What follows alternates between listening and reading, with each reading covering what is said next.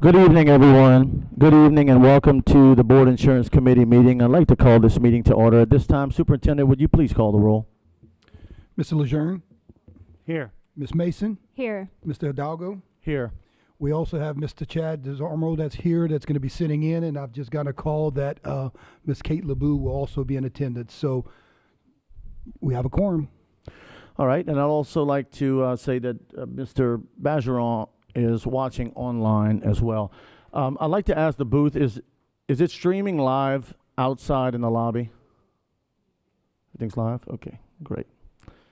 All right, let's go over a little bit of housekeeping before we get to the agenda. First, I'd like to say, fellow board members, fellow committee members, at any time you have a question, please jump in. I mean, this is our meeting to go over these very important details.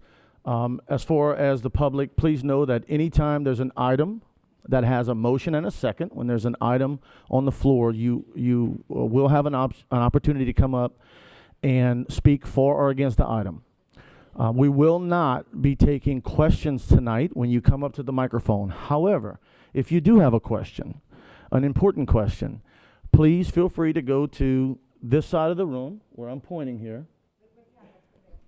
Yep, right on the side. There's a podium. There's a notepad with a pen.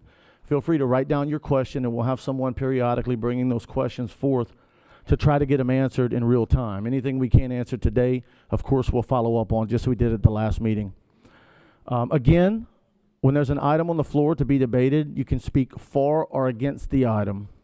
We will have a time limit of 3 minutes, unless, of course, the meeting starts dragging on. I'll ask you, please, if you're coming up to say the same thing the person before you did, or you know that you have a position statement, please maybe designate someone to come up and speak on your behalf. We're listening to everything that's said, but as you could imagine, respectfully, if it's said 10 different times, it doesn't change the statement, so we'll ask.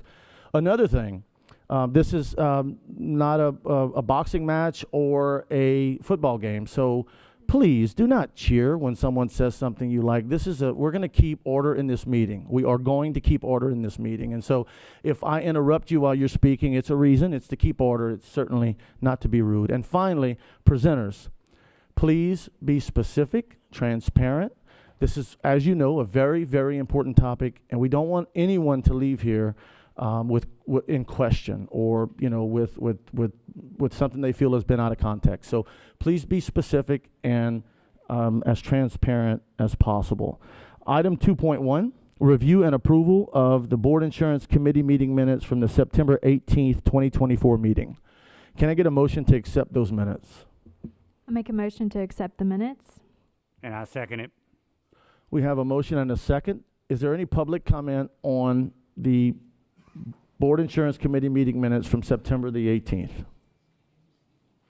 Hearing none, I'll call the roll, please. Mr. Lejeune, Yes. Yes. Mr. Hidalgo, Yes. Motion carries. Item 2.2, discussion and our action regarding the Insurance and Benefits Department staff report. Ms. LeBeouf.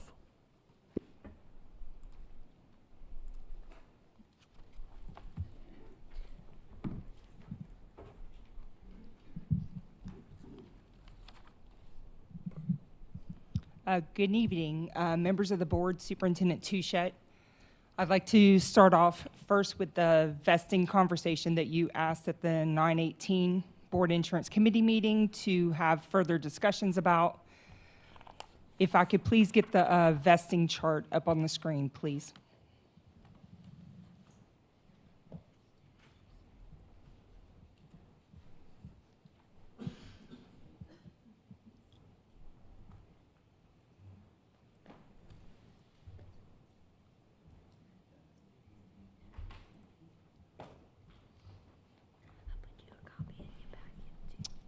Please let me know if that's not large enough. I can zoom in further. So essentially, I've provided a table. We've been benchmarking 3 school districts comparable to ours. So I used East Baton Rouge, St. Tammany Parish, and OGB. OGB obviously has several school districts within that category, and then of course I added the LPSS information down at the bottom. I wanted to present the information for you today. Let me try and show you where those percentages are. There are numerous school districts that do require vesting in order to keep group health insurance post-retirement. LPSS does not currently have a current vesting policy in place, even though there were conversations about it in 2015, and it was due to be implemented in 2017. It was not, due to administrative codes was the main problem for administering it, so it's not currently in place with the district. But as you can see by the chart, each district is offering a certain percentage of the employer portion of the premium based on the year's service with the given district in order to have post-retirement benefits under group health insurance. I'm providing the chart. I know you asked for some follow-up and feedback. I'd like to know where exactly you'd like additional information and perhaps go further from here. Ms. LaBeouf, would you mind just highlighting some of the main differences in the vesting between the different parishes, just for anyone who can't see the screen up here? Yes, ma'am. So each district pretty much has some sort of given board policy that directs them with regard to vesting. I'll start with East Baton Rouge at the top. As you can see, there are years of service all the way from 0 to 20 years of service. The column in the middle, paid for by the employer, is the portion of the premium paid by the district that, based on vesting, that is the portion that they would pay when you left the district with regard to your premium. So let's take, for example, if I worked in East Baton Rouge Parish and I retired with the district there between 10 and 14 years, then the district would pay 30% of that given premium, the employer's portion of it. It details, the next column over just basically details when those vesting policies have been put in place. As you can see, several of them have been in existence for quite some time. Most of the school districts go all the way up to 20 years of service, to where even in some places, like let's look at OGB with 20 years worth of service with the district, they contribute 75% of that premium on the employer's portion. The retiree would pay the remaining portion of it. If we go back to the East Baton Rouge at the beginning, it just I detailed out some of the notes based on our conversations that we had at the last insurance committee meeting. It talks about the portion that the employer would pay with regard to their premium. It also notes, I added some Medicare Advantage information based on Gallagher's reporting that they presented last time. It was in those documents. As you'll notice with East Baton Rouge, employees and spouses pay 0 on their Medicare Advantage policy. Medicare eligible retirees do have the option to stay on their Blue Cross supplemental plan for a higher premium. So I just tried to add some specific notes per district, but each district does it by a percentage based on how many years you've been with the district. They do keep count of it so that when you do leave the district, based on how long you've been with them, that's the contribution amount that they pay towards your employer portion of your premium. So when LPSS was looking at it a few years ago, we implemented something similar to it. It did become an administrative concern when they finally tried to implement it back in 2017, which is why there were further conversations and then no action moved forward thereafter. So suffice it to say, other districts do value vesting. With us being self-funded and the district paying for claims and billing, my opinion is vesting would be a consideration that we should look into. That way you could get more information and then the board can make whatever decisions moving forward. It was a topic of concern and question in years previous. You want those employees, those retirees who are leaving the district to have stayed with you for a bit in order to have that value benefit for group health insurance in the future. Currently, what is happening with LPSS if the member has it on their payroll at the time of retirement. We are not completing any type of vesting. Can you take it back just a little bit further and explain what vesting is? I think that some people do not understand what that is. Thank you. Okay, good point. So vesting, each district does it a little bit different, the way that LPSS had done it. On the last column, let me try and scroll down just a bit. When they tried to implement the last vesting schedule, and they discussed it, and it was due to be implemented 1/1/17. If you notice the footnote number 2, vesting essentially means you've either worked for the district for a certain amount of time, or you've been under their group health insurance plan in order to have that benefit post-retirement. So in that example, when LPSS was looking at vesting, the number 2 footnote in the gray portion at the very bottom, the retiree had to work 10 consecutive years immediately preceding the date of retirement. If we jump to number 3, the criteria that they had for dependents were that they were enrolled on the group health insurance plan for 10 consecutive years immediately prior to retirement, to the spouse's retirement with the district. Each district does it a little bit different depending on which district it is, but it essentially requires them to stay either with the district in tenure, having worked for them for a certain length of time, or it requires them to be under the health insurance plan for a certain length of time in order to have that benefit post-retirement. So for just further clarity, someone could work for a different district for 15 years and then come to our district for their last year, and then Lafayette Parish gets to pay for them the rest of their life, correct? Correct. Yes, ma'am.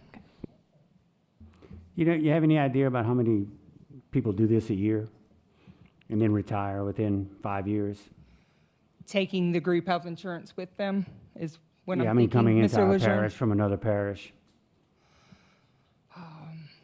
We'd have to assess that based on HR information. Okay. A large majority of the members, I mean, it's an important piece for the member. It's typically the first question when they meet with our department as to whether they can keep their group health insurance post-retirement. That tends to be the very first question.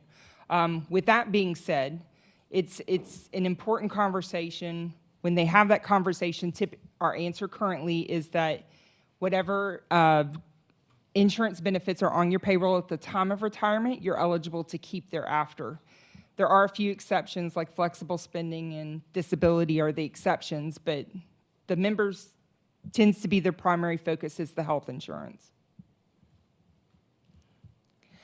You'll also notice, I'll add to that real quick, new hires, when we start to have new hires every single year, if we do have other members coming from other districts, they're typically calling our office to ask that very same question. I'm coming from such and such parish. I have 15 years with that parish, which if you look at the chart, it means that they're likely almost vested. But I want to come to LPSS. Does LPSS have a vesting criteria? Our answer is the no. It does encourage them to come to the district based on that statement, because then they know that if they're leaving there, they're not leaving their group health insurance, that they do have the opportunity to come on board with us. Board members, again, in reference to vesting, I will tell you, again, this is something that, when considered in the future, I would think that we would need to also consider that we have a teacher shortage in particular areas, and it would be very advantageous to us to make sure that we allow some flexibility with the superintendent to be able to make sure that we're capturing areas such as math, science, SPED, and so on and so forth. So we need to use this as a recruiting tool. I don't think that it needs to be, everyone needs to just come in and be a part of this, but I think it is something that is able to help us get more teachers into the school districts, and we just need to be very selective, when we do such a thing. So if a policy does come forward, I would encourage you guys to consider that. Trish, do you know if any other parish has this? different rules put in place for the teacher shortage as far as vesting, or the other parishes just cut and dry? To my understanding, there's not, but I could research it further to make sure that that statement is accurate.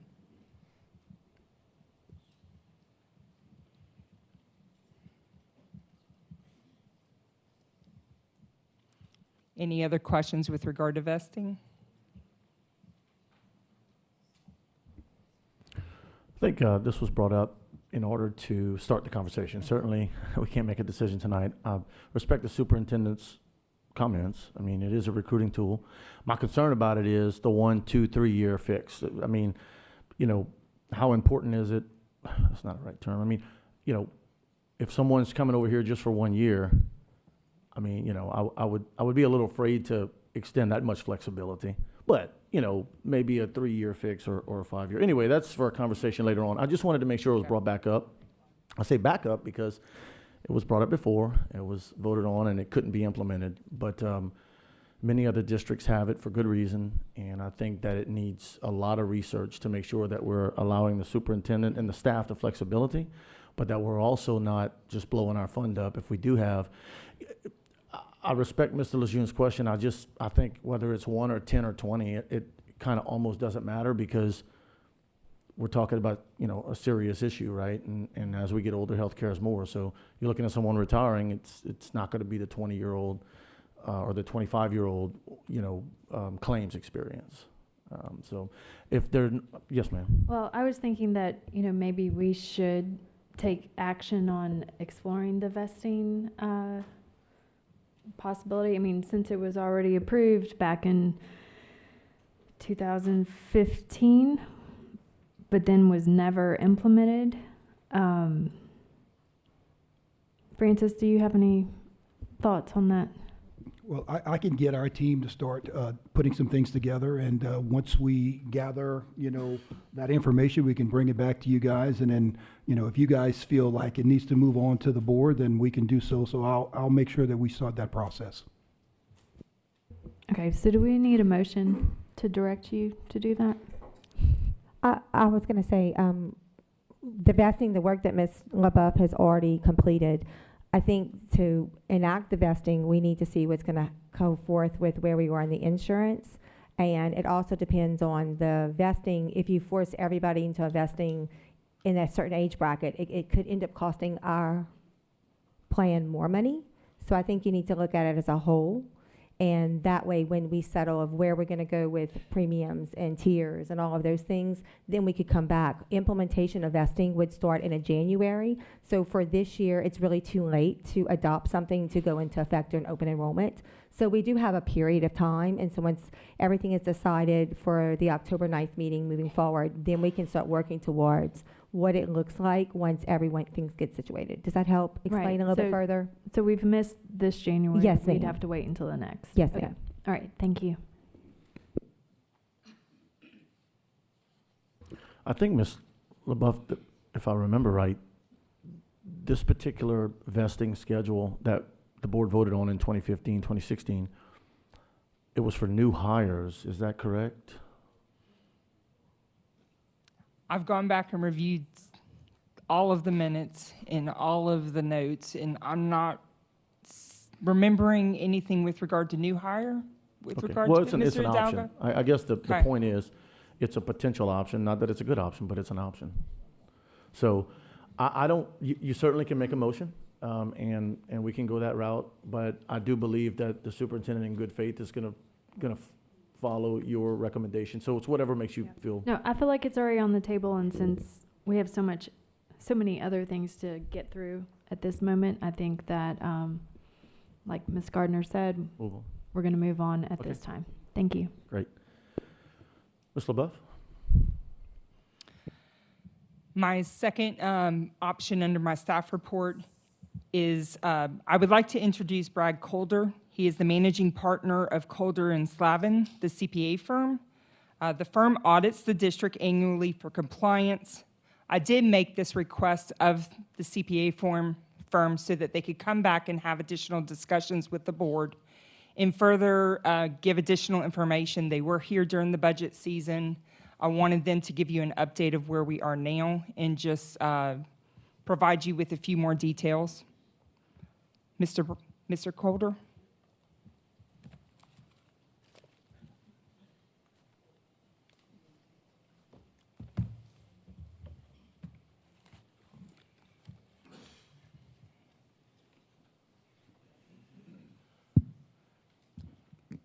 Okay, good evening. As Trish stated, I was asked to be here to answer some questions. I'm not sure if you're looking for an opening statement or just go straight into questions. I've kind of heard some mixed as to how you wanted to handle it, but I'm open to do either one. If you don't mind. I'd love an opening statement. I do remember that you presented the full audit at one of our previous meetings, and would love for you to enlighten us again on the info that you gave us at the other meeting. Thank you, Hannah. I think the place to start is I presented on April 10th of 2024, and after that I wrote a letter to this board, kind of summarizing what the situation is or was in the self-insurance fund at that particular time. Yep, as uncomfortable as it is, we're going to need you to speak directly into the microphone. okay. It's not just this room. We have folks watching online as well as on another floor in the building, so if you don't mind. A bit uncomfortable, but I'll do it. As I said, so I'll kind of go back to the beginning. Made a presentation to this board on April 10th, talked about self-insurance at that time, among many other things, and then wrote a follow-up letter. And I think the follow-up letter is probably a good place to begin because the opening statement that I made there was the financial condition of the group self-insurance fund is currently unsustainable, necessitating modification to the retiree insurance structure by the school board.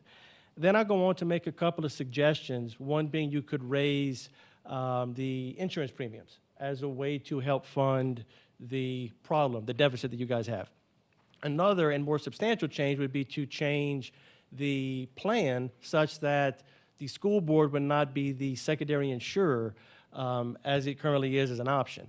The reason for that is because when you're the option, that amount that your retirees are going to potentially incur in claims is not predictable.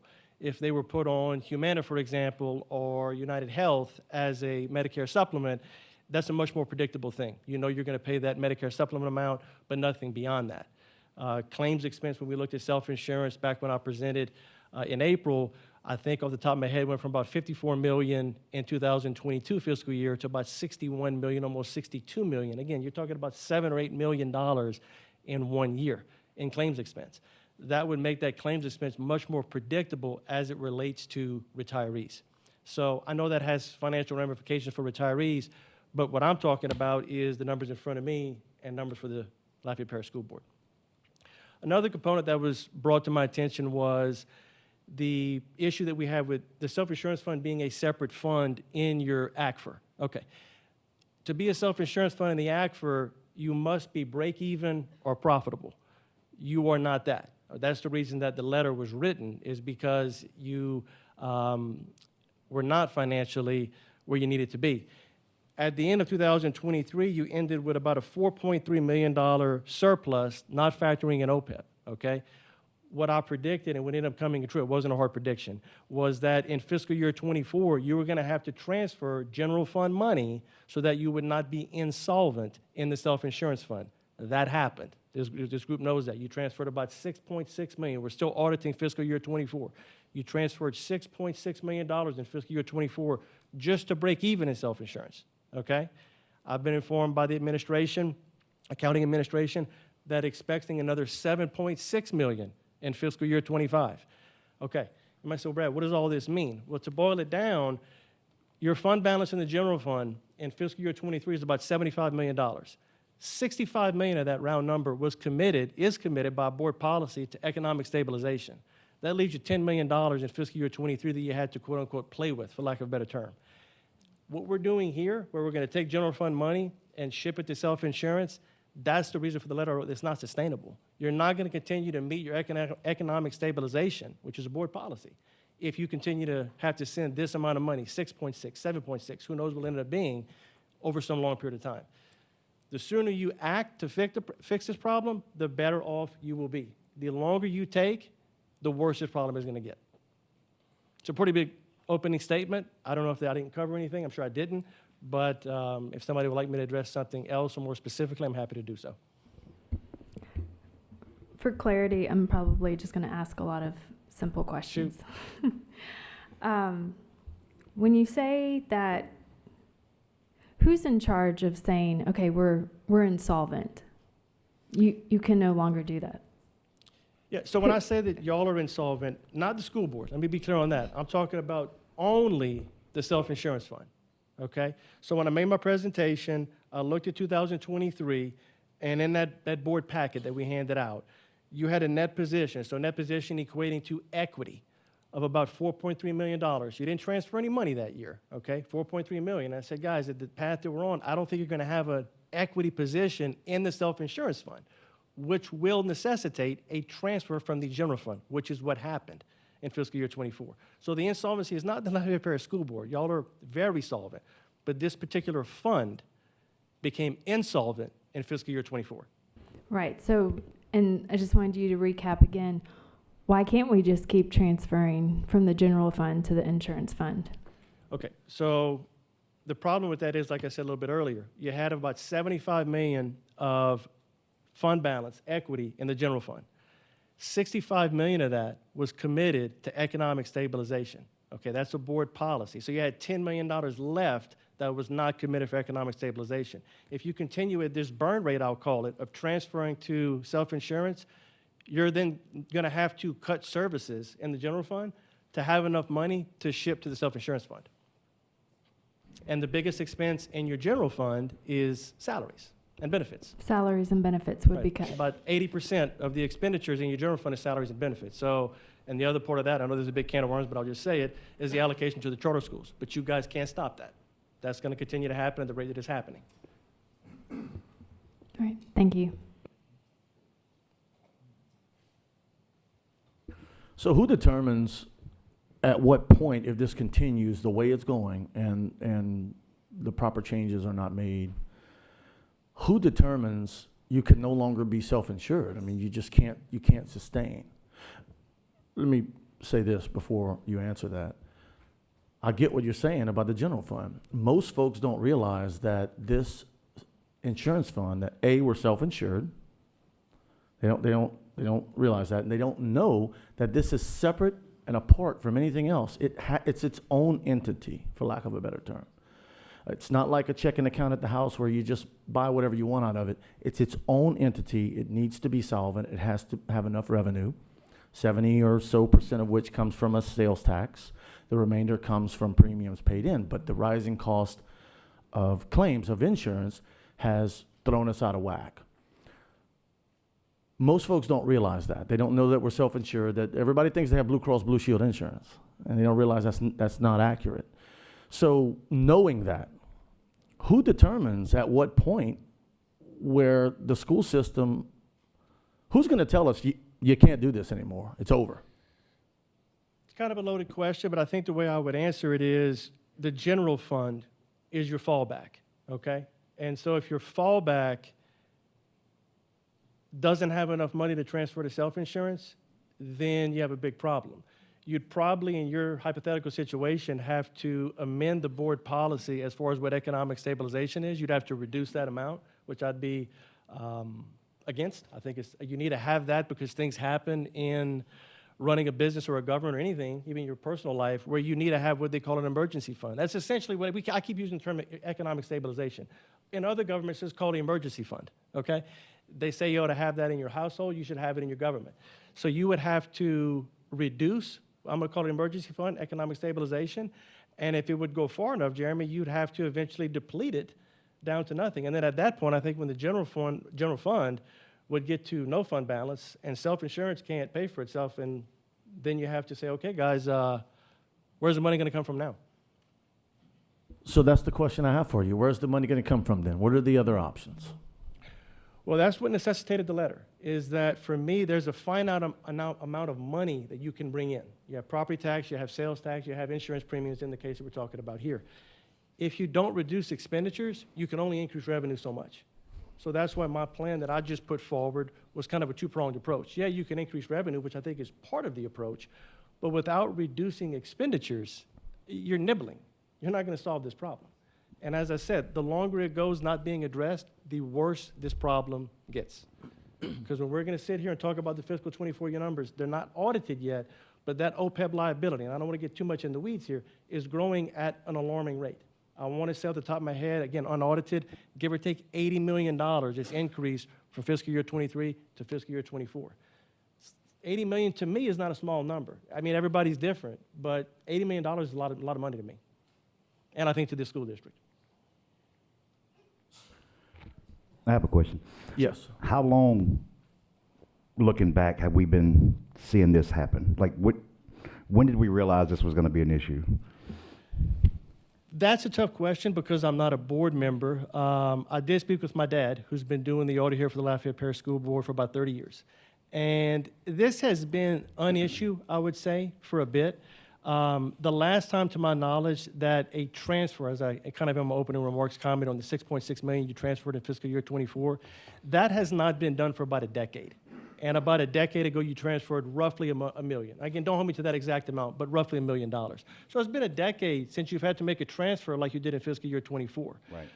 But people could see when they were looking at it that, you know, when you have only a certain amount of people coming on to pay into the system, and people are living longer, and medical procedures are only getting more expensive as everything else in our lives, is the system sustainable? Meaning, do you have enough people paying in to pay out who's on it? Because the current system, I mean, to call it what it is that your current employees are paying for the retired employees. There's no way you could have paid in enough to fund how long you're going to draw on the system at 100% being funded by the school system. So I think it's been an issue for a while. To pinpoint an exact year, it's impossible for me to do. No particular year, just. Yeah. But the last time you transferred was about a decade ago. So it's gotten worse faster. And Mr. DeZarmo, I can add a little bit to that. I can tell you that it's been a concern at least since 2015. Even though there have been years where claims experience did not far outweigh income in the form of sales tax and premiums paid, we had a little bit of fund balance. Fund balance has been moved around. He's talking about a general fund. Right. But fund balance has always been tapped into, and that's the importance of fund balance, the emergency fund. It's been an issue that long, and if you look at the other districts around us who have been impacted the same way we have, it's been that long as well for them. It's an issue that we've always we go up a little bit on the premium, and employees would get a pay raise, and that was pretty much an offset. So it was kind of, it was unfortunate. It was an embarrassment. And so you try to go up as little as possible, but when you do that, not thinking of the future, just thinking of the present, you end up in the situation that we're in right now. And we haven't gone up substantially. I don't want us to. I want us to do something different. That's why we have a new consulting firm. I want us to do something different. Raising premiums and reducing benefit, we've done that for forever, and it's not working. So we need to try something else, right? And at the end of the day, our problem is imminent right now because we don't have a fund balance. We can't afford to keep taking out of the general fund unless we start increasing pupil-teacher ratios, cutting positions, and doing the things that we can't do. We just can't do that to our kids. And so that's the position we're in. In closing on that statement, this is important. I ask you to please consider this. We have talked about this issue for decades and decades as an insurance issue, as a benefits issue. What does our insurance plan look like? And we have never talked about this from the financial standpoint. And guess what our job is as board members? Financial, balanced budget, make sure that we can afford to educate our kids. We got to start looking at this from a financial perspective. And so I'm asking you to do that as we move through this process because I think that it sends a different perspective. I have another question. So what happens when we're insolvent and we can no longer transfer from the general fund to the insurance fund because our own policy says that we must have an emergency fund, essentially? What happens when we're not self-funded anymore? What's the option? Meaning that you would no longer have self-insurance? We are no longer self-insured or self-funded insurance. What's the option? Well, I mean, Or is that the next group coming up? it's probably As an better- auditor, you probably I mean, not for your me, category. it's not necessarily a hard question the way you asked it, but the ramifications are dire. I mean, that's what I would say. That's a worst case scenario almost. And so I think this group ought to take every action that is never where we're sitting here. You as a group, or hopefully not me sitting on this side of the table, and we're contemplating that self-insurance cannot be funded because general fund cannot send the money, and economic stabilization has been done away with, and you still don't have the money. So are we towing the edge of that cliff of being in worst case scenario? I don't want to be an alarmist and say that we're there this year, but seeing a transfer of $6.6 million in fiscal year '24, expected $7.6 in fiscal year '25, I think the 7.6 is probably conservative because medical expenditures don't trend downward. People don't get less sick, and procedures don't cost less money as time goes on. So I think it's good y'all are addressing it now. I would say it is an imminent problem that should be addressed now. Thank you. Thank you, Mr. Calder. And can you tell us some of the side effects of not having that economic stabilization fund be fully funded?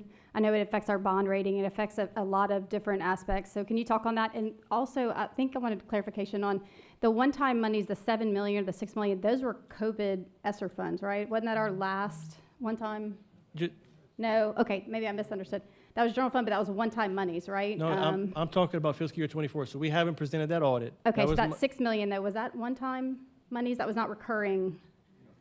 Just one-time monies, right. So we filled the hole with one-time monies, not a recurring expecting, so we couldn't do that additional without another pie falling from the sky, I guess, so full of money.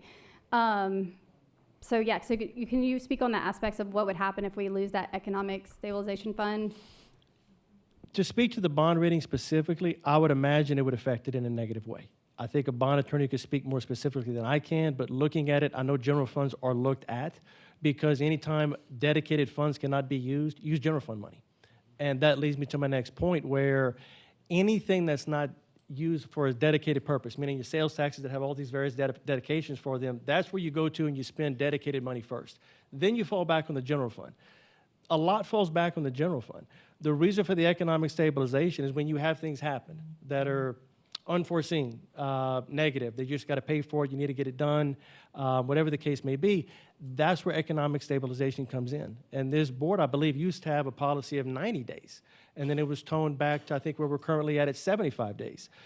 75 is still fine. I mean, I think kind of a benchmark is 60 days, so y'all are still above that 60-day minimum that we always ask our clients to be at.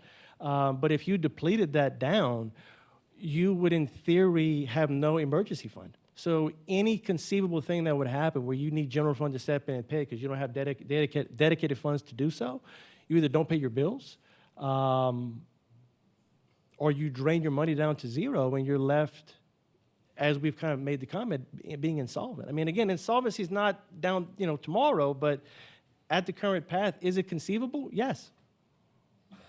Can I say one more thing? I don't know if anybody looked at the bill summary today that our lobbyists put forward, but some of the bills that they're putting forward in the November session will cut sales tax, especially on prescription drugs. So that'll be a loss for us if that passes. And I don't know what that number is, but it could be significant. They are cutting a lot of corporate exemptions. So again, that's that could benefit us, but they're also adding corporate exemptions. So we could be losing dollars that we're getting now in taxes. There were several things that could affect us substantially on our revenue base, and so we really need to be aware of that, and that, again, that will all play into the fact that we either may lose, or it looks like we could lose revenue. I didn't see any ability for us to gain in those bills, so depending on what the governor's session and how it goes forward, we could be looking at an even bigger picture issue. So just wanted to put that out there. Please review those bills and get with your legislators and everybody be aware of and follow that fiscal session to make sure that what impact it'll have on us. Thank you. But to follow up on your point, if I could, Kate, is what you just said, that would be reducing restricted funds. And as I said, if your restricted funds would decrease, the next place you're going to go, the only place you can go, is your general fund. So that would put even more of a strain on that general fund than you currently have. So your comments here are well taken. And one more if I could, and I know charter schools are planning on additional charters in Lafayette Parish, so that additionally could be a squeeze on us. So again, thank you for presenting all that, and I just think we need to be extremely proactive in everything. Thank you. Mr. Lejeune, did you have anything? No, just except that we've been hashing this out since January, and now this comes to light 7 days before we make a major decision. It would have been nice to have this information before, than 7 days before. So in the future, I'd Yeah, appreciate. I don't Yes, wanna- sir. Yes, sir. I'm talking about what we talked about tonight. I realize so- that, but I want to correct that because he presented to us before. This two was in times, April. And he gave this same information with all due respect. And certainly everything is live streamed, so if we need to go back and find it, we can, but, okay.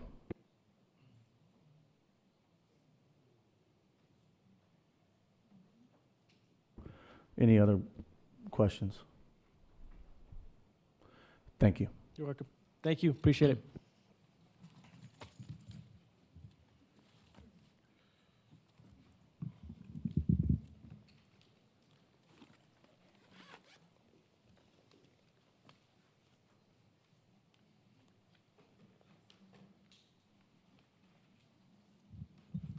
Mr. Hidalgo, that concludes my staff report. Committee members, if you see a need to accept the staff report, make a motion. If not, we'll move on. Item 2.3, discussion and or action regarding the Gallagher report. Ms. LaBeouf, if you could tee that up for us. Yes, sir. Last time we were here at the 9/18 Board Insurance Committee meeting, we had Gallagher provide a presentation to you of the proposed and recommended changes. You asked for a few follow-ups, so they are here this evening to go through the things that you have already recommended, just to double-check and go through everything again, and to also answer those questions and follow-ups that you asked them for. So I will turn it over to the Gallagher consultants and pull up their PowerPoint for them.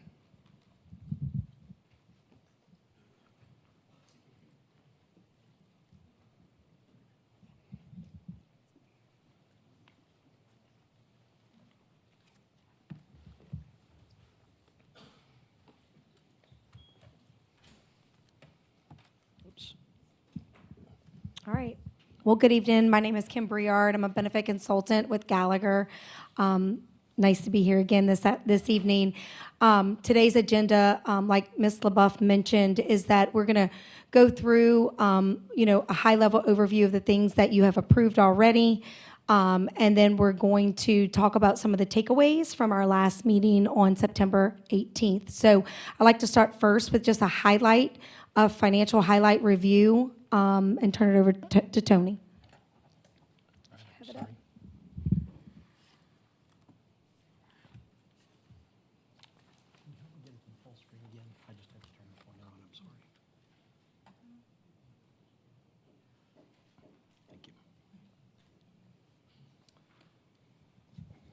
All right, thank you. This is, nothing on this slide has changed that we shared from the last meeting.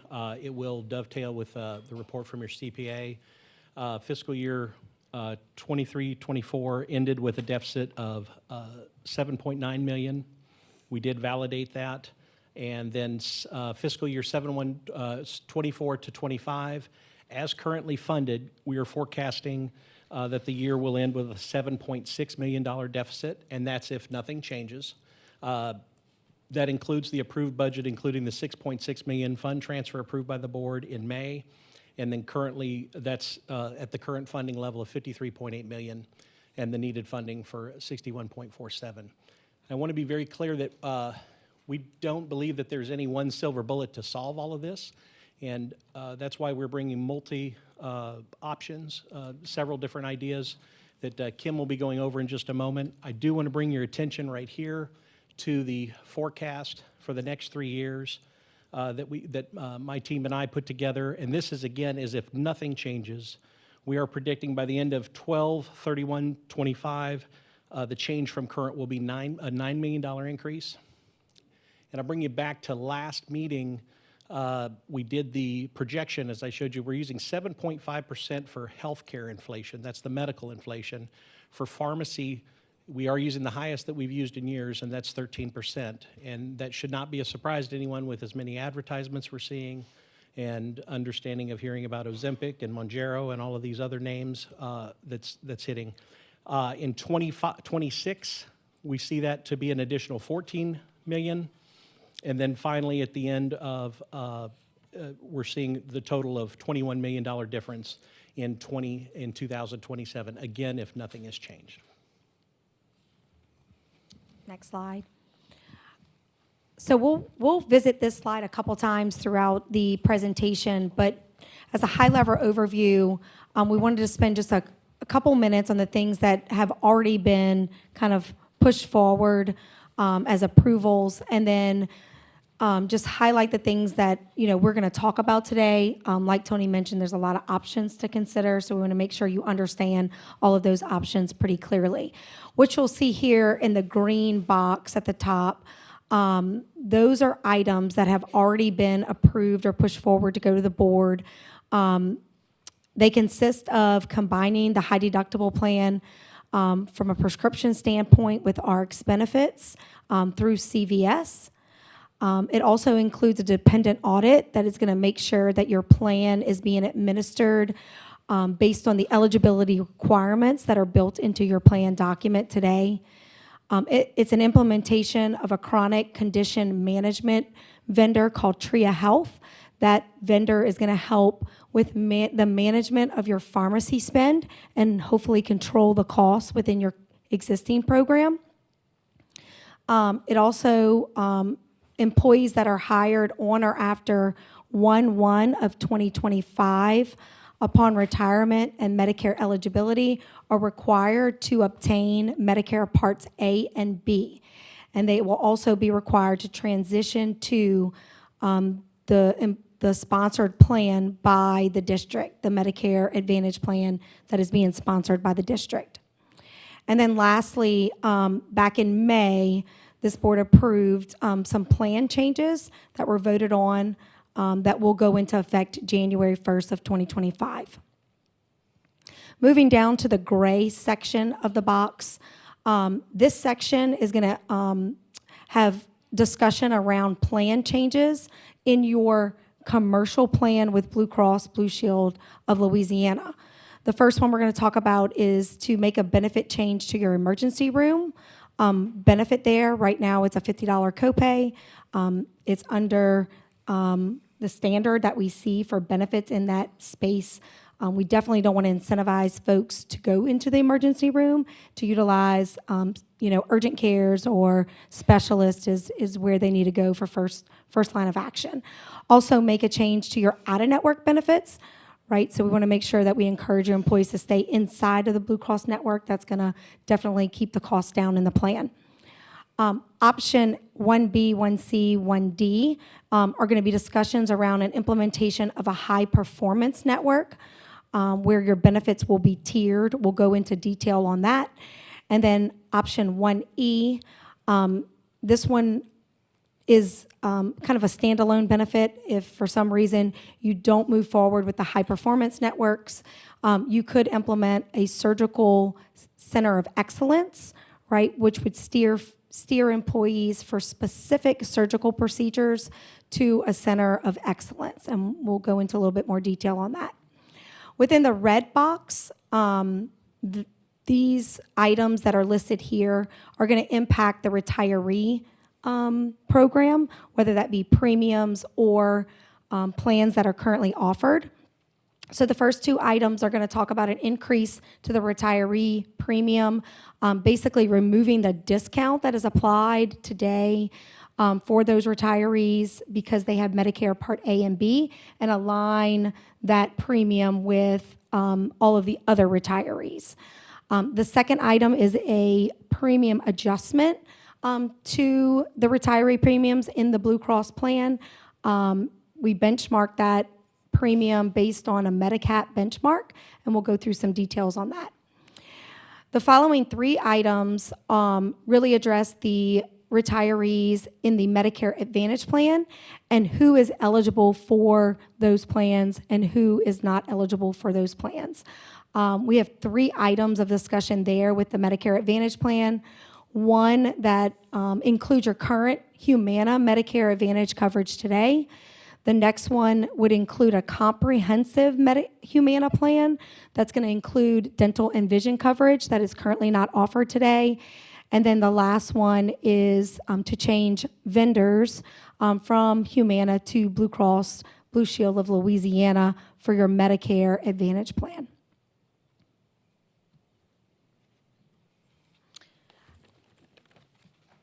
Any questions so far? Okay. Again, I know we spent a whole lot of education and time spent last meeting on the high performance network option with Blue Cross Blue Shield. So I just want to touch at a high level on what that is. So a high performance network is a network that is developed to help steer care to low cost, high quality providers. In turn, for implementing this type of program, you're able to get a discounted rate from the providers at time of service. So when your members are utilizing those providers, the program is going to pay less than what they're paying today under your non-tiered approach. So we do have to have a tiered benefit in order to implement the program. So in order for the provider to give the district a discount for those services, they would like to see a 20% differential in tiered benefits. Your Tier 1 benefits would include all of the providers that are located in the Blue Connect network of providers. Tier 2 benefits would include all of your preferred care PPO providers within Blue Cross. Those are the providers that are being utilized today. So there would be no change to your provider network in Tier 2. And then Tier 3 would include out-of-network providers, so anybody that does not participate in the Blue Connect or does not participate in the National Blue Cross PPO network. Next slide. Okay. So as you can remember, we did an analysis based on your claims experience, and I won't go line by line this time, but through that analysis, based on your current utilization, by implementing an EPO or a high-performance network, the savings that could be achieved is roughly $854,000 for that implementation. Obviously, this does not take into account any migration to these high-quality providers, right? So we just looked at who is using them today and the discount that the providers are going to be giving you if you implemented the high-performance network. If we were to achieve migration or movement into higher utilization of those providers, then the district would, see additional savings by driving folks to those high quality, lower cost providers. Before you move on, Sure. can we, for lack of a better term, can we just dumb that down a little bit for me? Because what I'm hearing is if your current doctor is not part of this high-performance network, in order to utilize a less expensive option for healthcare, you'd have to change your doctor. And if you want to stay with your doctor, that's okay. But now you have to pay even more than you're currently paying. So I'm concerned about that because that right there is a real life case scenario of now people are going to have to change their doctors. And so I'm concerned about that because now we're affecting 10,000 people. And we're certainly going to have more conversation about this from a different group's perspective, but in this case, I'm wholeheartedly against this, and we're talking about an $800,000 savings.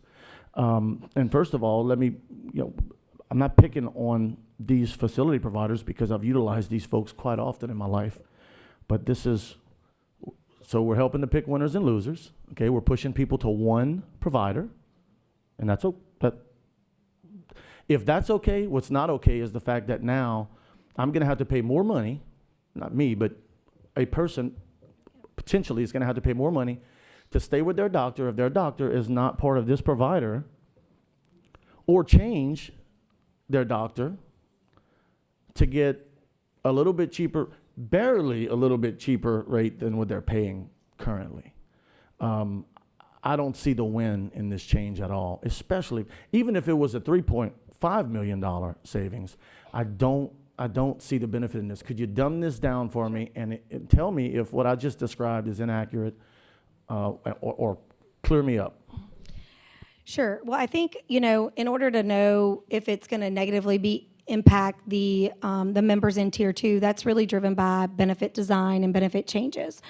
But conceptually, in order for any provider, right, to give the district a discount for services than what you're currently paying today, there needs to be an incentive for that provider, right? And so they're willing to give the district a discount for those services so that you're paying less dollars for the same claims that you're paying today, as long as there is an incentive created to drive the employee to those providers, right? So without the incentive, which means one tier pays less, one tier pays more, then the concept, they're not going to offer you that discount for their services, if that makes sense. So it only works when there's a tiered differential between Tier 1 and Tier 2 benefits. Does that help answer that question on how it functions? Yeah. It does. It's Okay. still really, professional level, which you guys are very professional. Basically, what I said was accurate. Is that correct? That's correct. Okay. I mean, on this slide, the previous slide, what it's basically saying is if you didn't have to change the benefits, cost the employees more, we would save $854,000 just by having that network. So the only thing we're left to do, because they want this 20% differential, is come back with alternate plan design whereby we're going to get those discounts, but then we need to see what the impact would be with the new plan design. So for example, and I'm going to go back to a question that Hannah had asked earlier to the CPA, and that was, what happens if you deplete that fund? What happens if the self-funded plan, is so expensive that you can't afford it anymore? Well, ACA basically is the law that says that, you need to provide insurance to your employees, and otherwise you're going to pay a taxation, and we don't want to go down that rabbit hole. But there's other ways that you could offer benefits to your employees. It would be through a fully insured plan, or it could be through OGB. And basically you do that analysis on fully insured, OGB, and where you are right now. So that helps answer your question. But to answer Jeremy's question, I want to say this. If you have a little group health care plan and you go to Blue Cross and you try to get a rate, you're going to pay more for a $250 deductible plan than you would for a $500 deductible plan. So I'm trying to make it simple. So if we have plan design that we have to create a differential. The only thing we're left to do with your plan design right now is either improve the benefits when they go to this enhanced network where they give us better discounts, or keep the benefit the same to go to the enhanced plan, and then worsen the benefit to the employee if they stay in the PPO network. And I think Kim's going to be able to illustrate it here, where she has this delta of you're going to save $885,000 if you were able to not have any differentials. If you just reprice those claims, what would the savings be? But now, because we have this rules of engagement, what's going to happen? And that'll be on the next slide.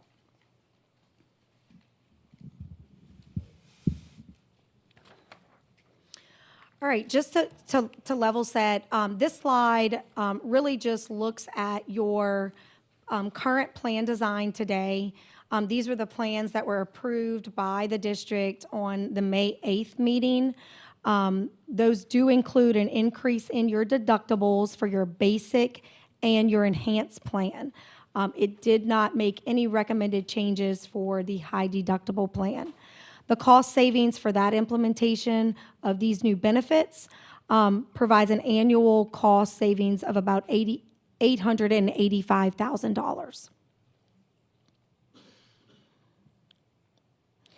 Option 1A is really to discuss two items that we really think are out of market with what we see in the industry, and that addresses the emergency room benefit and your out-of-network benefits that are in your plan today.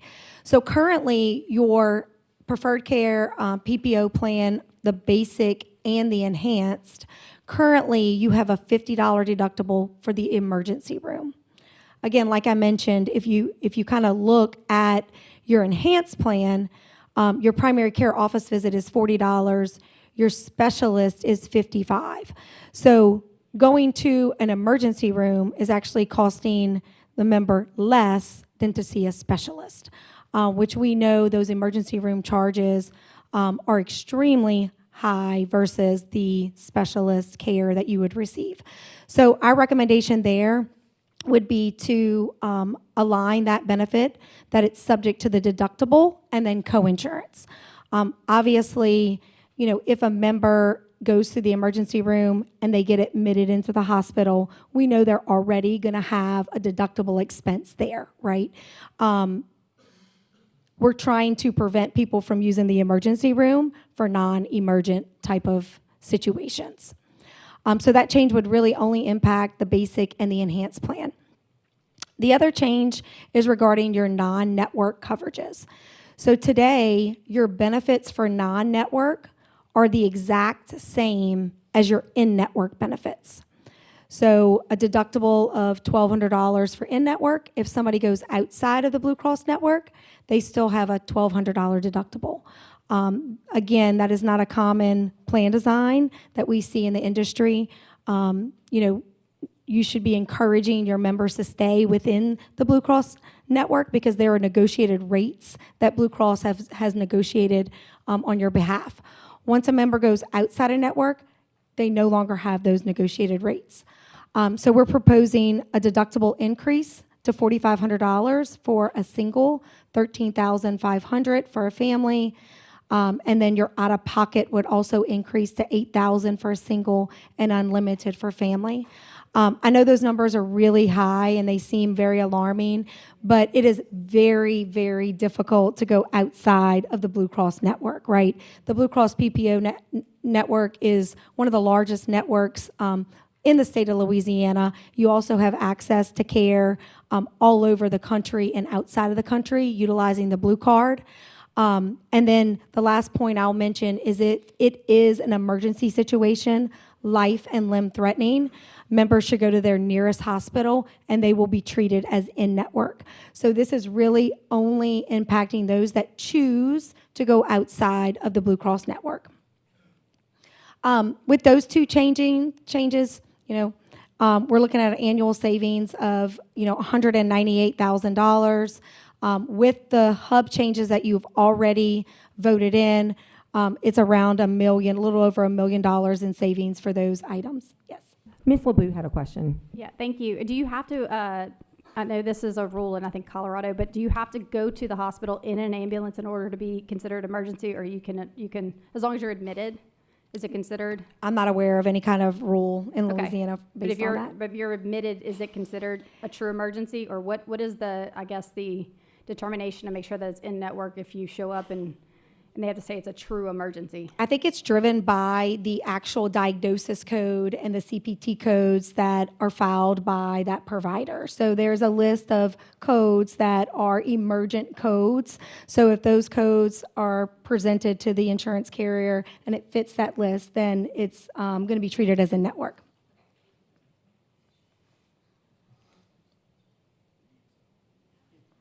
I have one question. Mm-hmm.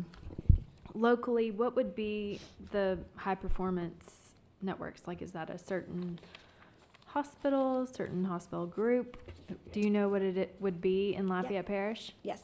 So if you go back a couple slides, Tony. So the High Performance Network, the Blue Connect Network, consists of a total of 36 facilities. I'm not listing all the providers and specialists that are in that network, you know, just focused here on physicians. So this list there. This is around the Lafayette area, right? So what we did there's a total of 36 statewide. In the Lafayette market, we listed those. It is driven by the anchor hospital is Ochsner.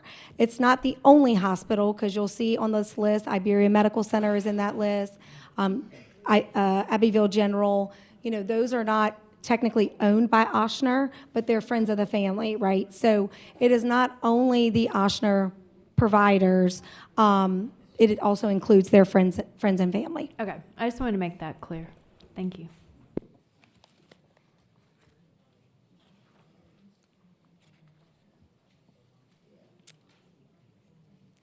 Okay, so we do want to just, I think last meeting, we modeled out one plan design, and, to your point, Mr. Hidalgo, I think it was very impactful to the employees in Tier 2.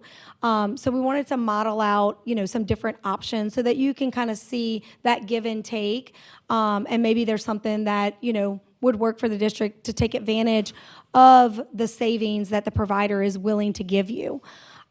So in option 1B, what we did was we kept your Tier 2 benefits as close as we could to your current benefits, right? And I say that because, you have to still have that 20% differential. So in the areas that I could still make a 20% differential, we kept that.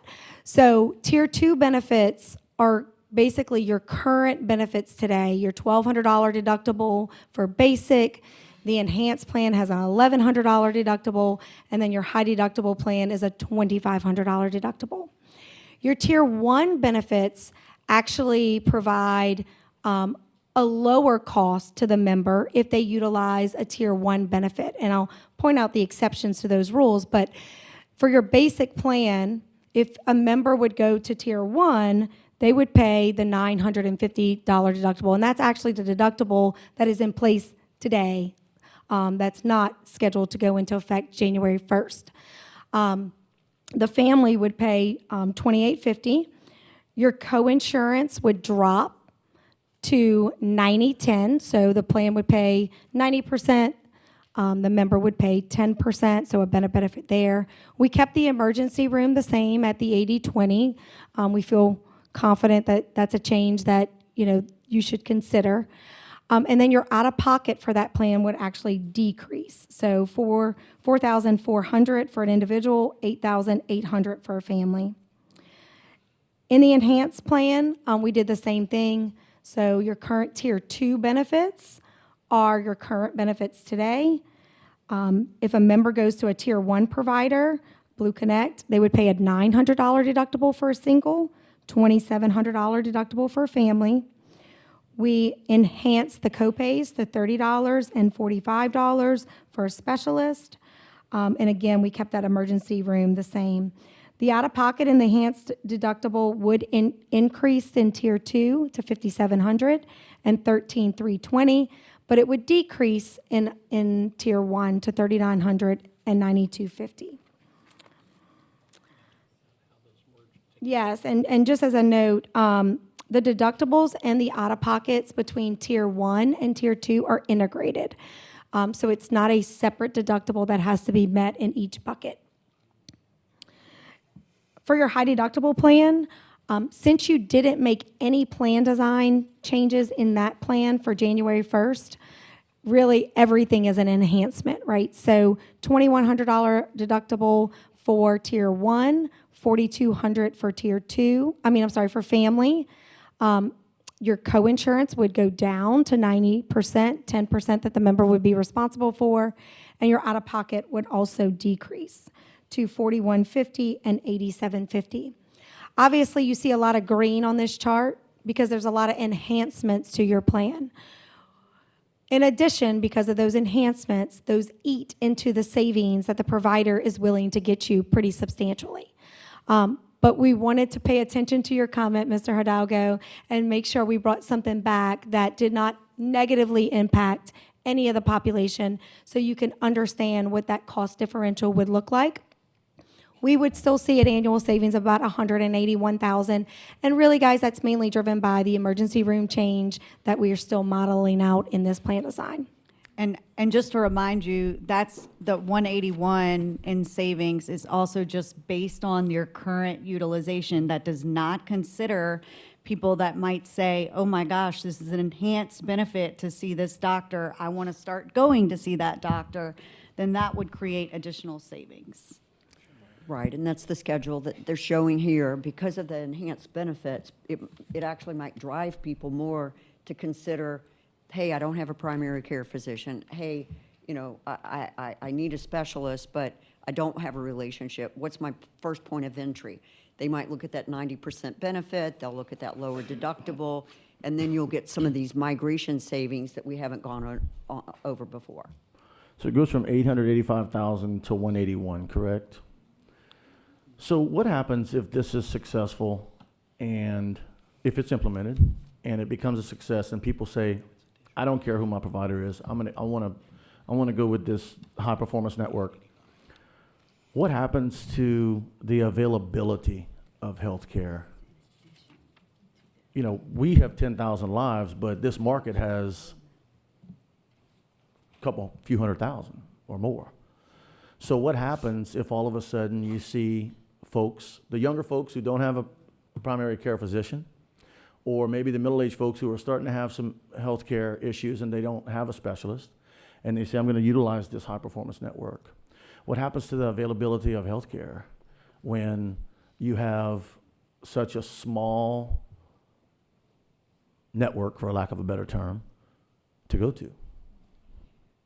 Well, I think actually the idea is that the network grows because with more competition, other providers start joining that network, either through an acquisition or because lack of patients, and they start to become more aware that they have to lower their reimbursement. You know, they have to accept lower reimbursement rates. Right. And they probably will. So then my next question for you is, what is the sustainability of the high performance network when everybody decides that they want to become part of it? And then it just goes back to the same old dog and pony show of negotiations between Blue Cross and these providers where they're just cutthroat, whatever you want to call it. I think what we're looking at today, and I don't want to get pie in the sky, want to keep it dummy down, but we've utilized probably as much of the discounted technique as we possibly can. And we're now moving into what we call more population health. Whole nother area of discussion, but a lot of the levers that we're introducing to you are more population health. It's basically centers of excellence, it's high-performing physicians. There's a lot of data now from HHS that suggest that maybe the readmission rates, the rates of infection are less at certain providers, certain facilities, and we have data that suggest that networks need to be designed for better health outcomes and not necessarily chasing the discounts. That's more the future. And those are some of the things that we're introducing to you to tonight. Well, I know that we saw 36, I guess, hospital facilities, but that's not the list of doctors. I mean, you know, who knows what the, I mean, I don't know if the comprehensive list of doctors can be published or provided to us, but I'm obviously that 36 facilities is just for the emergency room purposes. So I will say I bet there's a large number of options, but I don't want to obviously project without seeing that.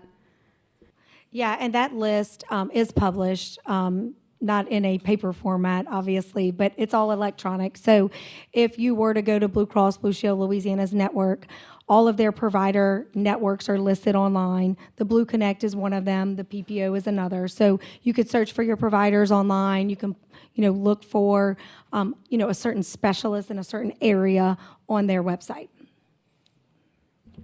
I have another question. So technically, if Blue Cross Blue Shield is taken by the provider, our insurance will be accepted there as well. Is that what you're saying?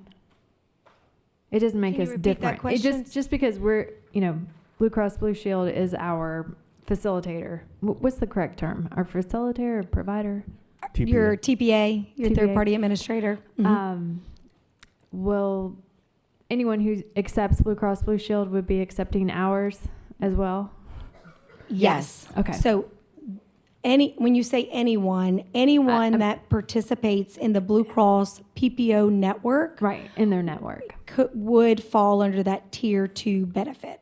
Okay, just making sure it wasn't the same as Yeah. the Humana. Right. No, Provider. yes. No, it's not. It's totally separate. I do want to point out while you were talking, it made me think of preventative services. So preventative services, due to the Affordable Care Act, are all covered at 100%. Those services are covered in Tier 1 and Tier 2. So regardless of the provider that you go to for preventative care services, you will be covered at 100%. Ms. Mason, I was kind of hoping that we wouldn't have to go here, but I think we do. Let me say this, and stop me at any point where I'm wrong. In option 1B, in option 1A, nope, on page 8,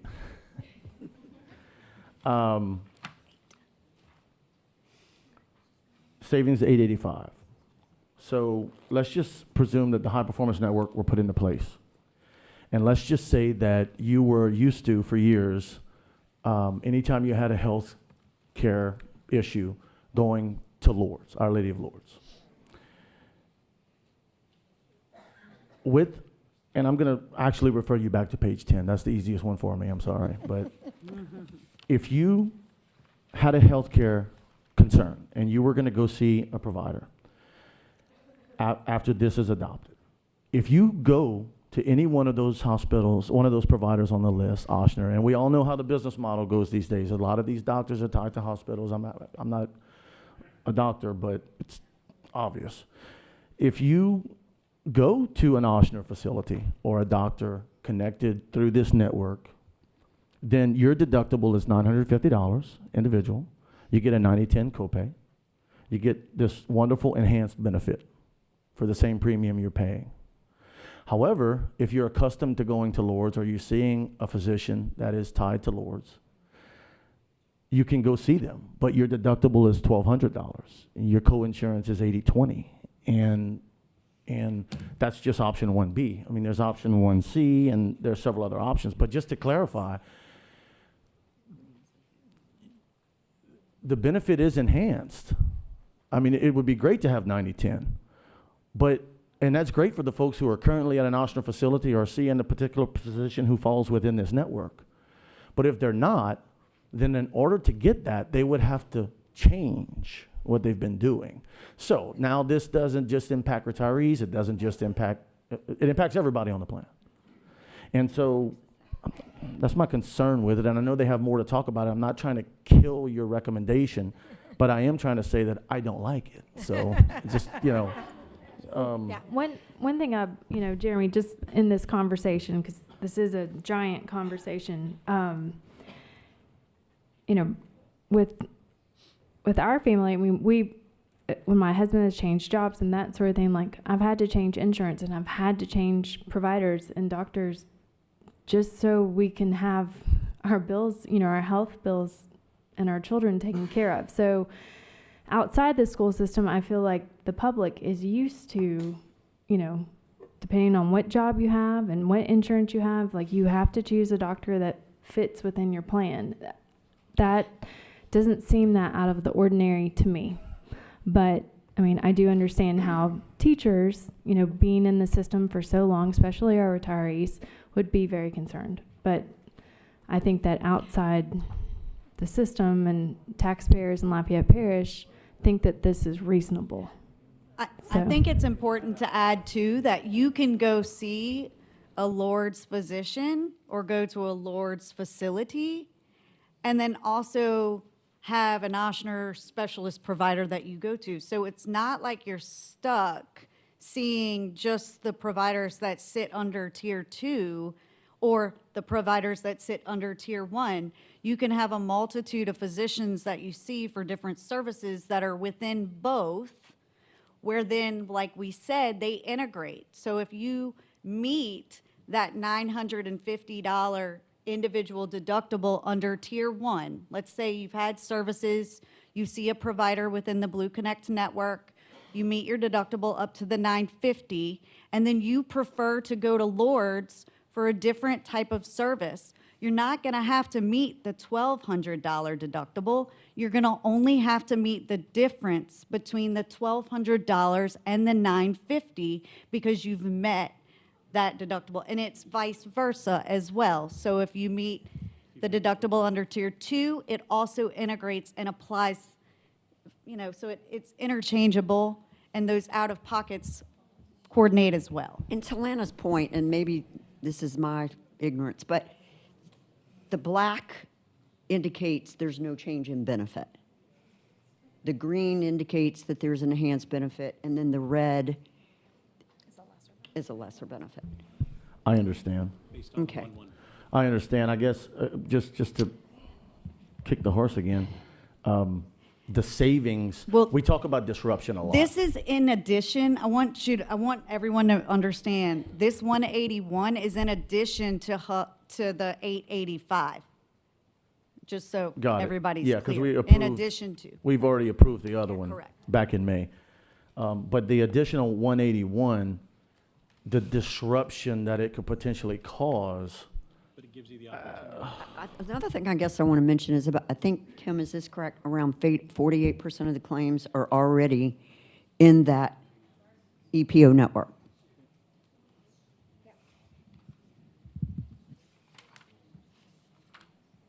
And just to confirm, the savings you're showing is assuming no migration, right? No migration. Yeah, so the savings is no migration. If there is migration, then obviously the tier table then applies.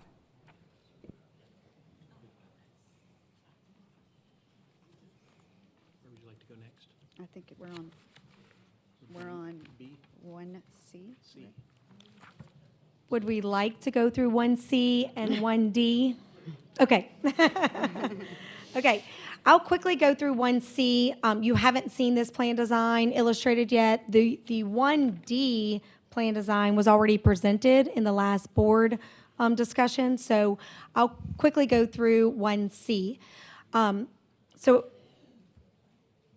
again, everything you see in black is, a current benefit that's in place today. Anything in red would be a little bit different, an increase in that benefit, and then anything in green would be an enhancement.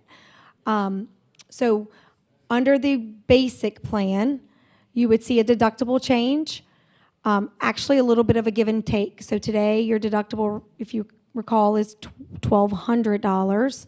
So the individual deductible for Tier 1 would go down to $1,100 for a single, $3,300 for a family.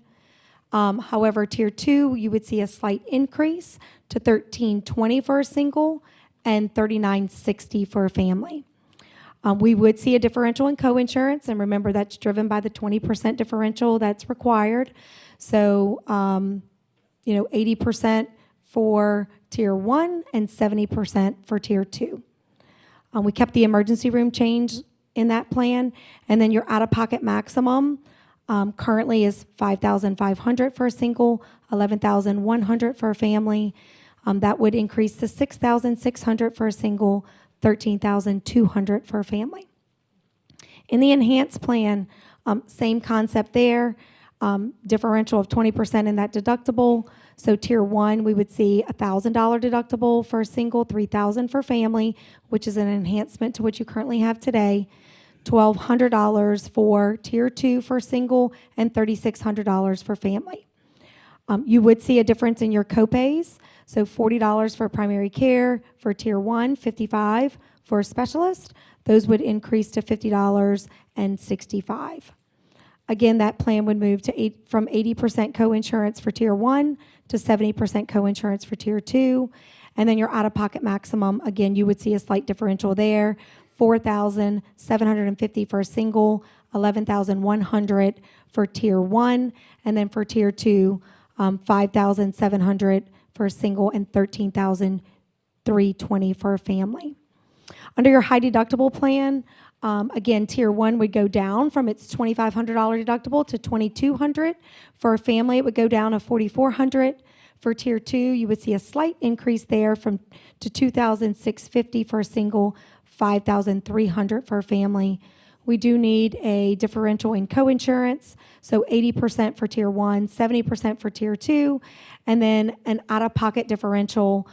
Tier one would be $4,150, which is better than what your out-of-pocket is today, $8,750 for the family, and then your current out-of-pocket for the high deductible plan is $5,000 for a single, $10,500 for a family. Those plan savings would result, or these plan changes would result in additional savings to the district of $1,869,855.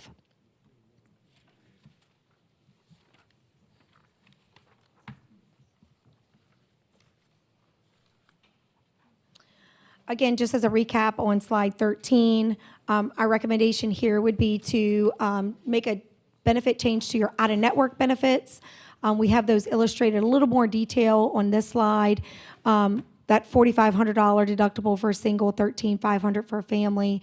Your coinsurance would be a little bit higher. Again, your out-of-network benefits are mirrored with your in-network benefits today. Out-of-network is subject to balance billing. That's not going to change. Your out-of-network expenditures represent about 3% of your total claims paid.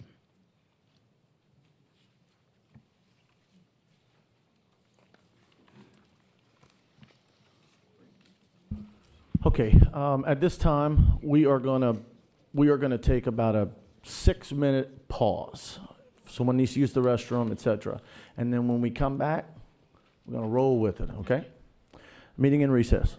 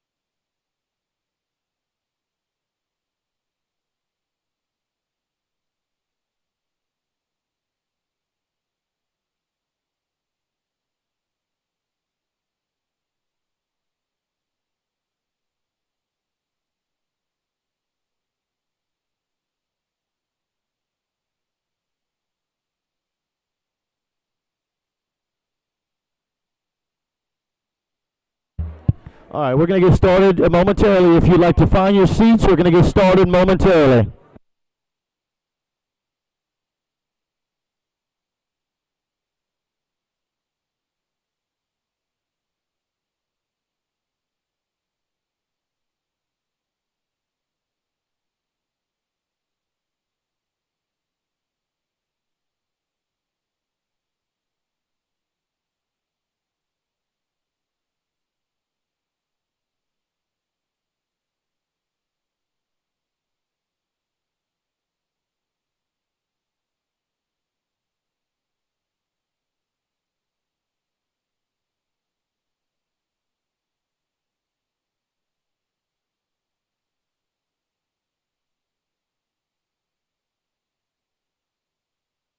Let's take our seats. We're going to get started.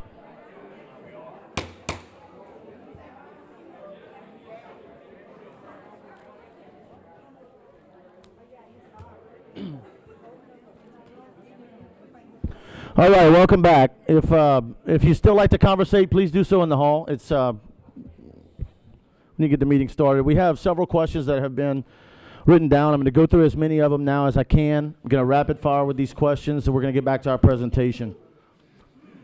Question number 1, why is the insurance tax suddenly not enough? The insurance tax was never enough is the answer. In 1987, the voters passed a tax that was instituted in 88, and its intent was the funding to pay on behalf of active and retired employees 1/2 of the total premium for employee-only coverage. Over the years, sales taxes have increased, and now that fund is currently paying, and historically, in recent years, has paid approximately 70% of the cost of insurance claims. And so the remaining balance from that is from premiums collected. Mr. Dugas, can yes or no, is that correct? Thank you. That's it. That's it. Question number 2. Have the funds been used for something other than it was supposed to be used for? I think that question has been asked every year since 1902, and the answer is no. It's dedicated. If it were, we would not be passing audits every year, and we'll talk about that in a minute. Jeremy, would you mind if, Mr. Dugas, can you verify that, please? You just did. That it has not been used for anything else? Just want your confirmation. All that is audited very closely by our auditors, and we've never had any violations. Thank you. Number 3, have the funds been audited by an independent third party? Well, we just heard from our independent third party auditor, Calder, Slavin, et cetera, et cetera. They were here earlier. They were here in April. They've been here every year for about 30 years, and they audit us every year. How will this affect recruitment and retention of teachers in the district? Has an evaluation been conducted? Superintendent? Again, teachers are far and few between, in which we are looking to try to get more teachers here. And all I can say to you is that teachers are looking at the money they're taking in, and more that they pay as far as insurance, the less that they bring in. So this is going to really impact if we're having to have our active employees put more in. It's going to really be taking money out of their pockets. Excuse me. Thank you. Question number 5. The chatter is, thank you. Teachers are considering leaving the district to work in charter schools because they pay more. Has any consideration been done to compare benefit packages? Teachers leave our system. They are paid more, slightly more at the charter schools, but they do not have the retirement plan that you have. They have to pay by themselves into a 401k.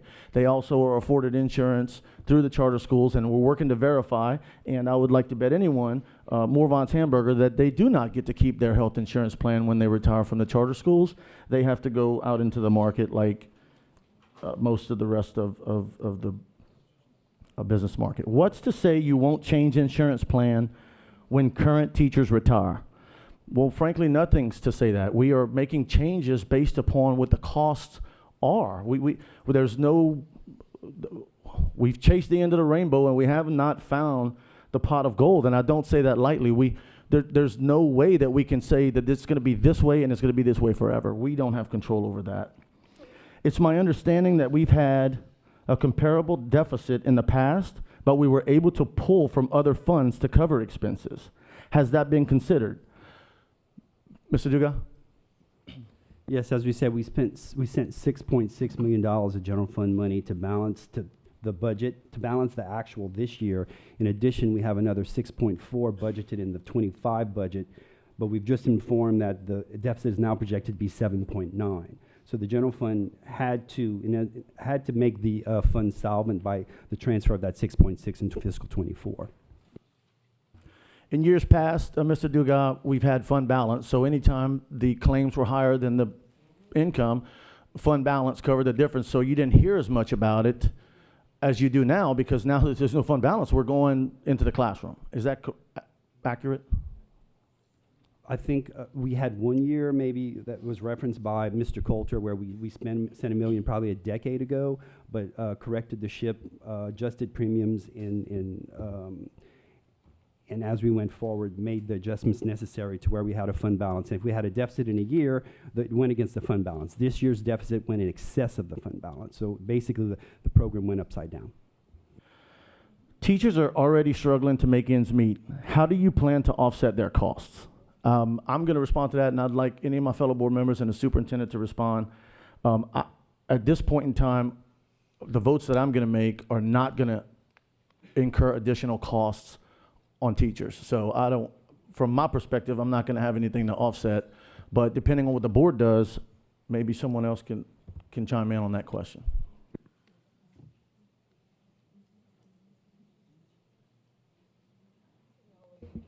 Can you repeat that question a little clearer? Teachers are already struggling to make ends meet. How do you plan to offset these costs?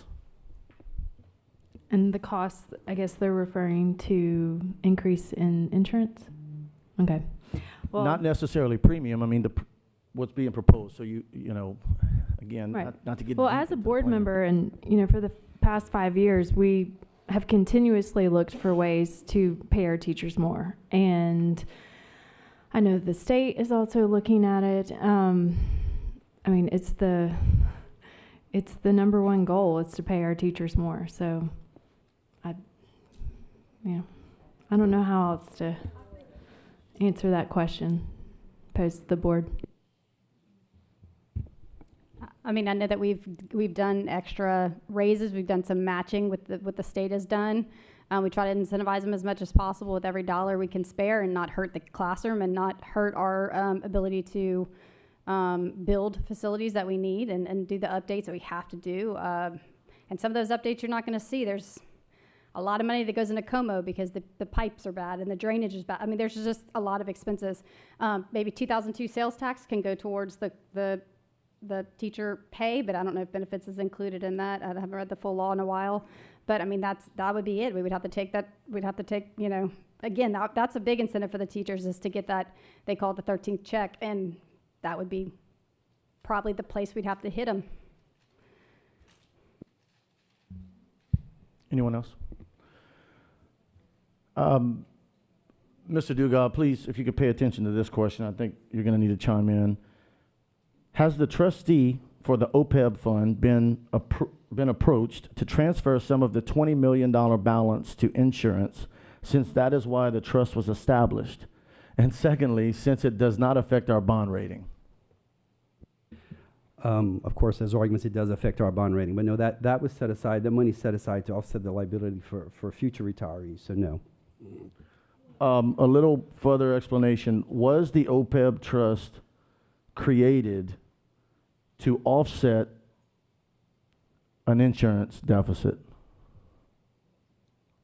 No, it's created to offset the future liability of healthcare coverage for the teachers as they retire. Okay. And then finally, Mr. Dugas, we touched on this just a minute ago, but I need you to expound on this.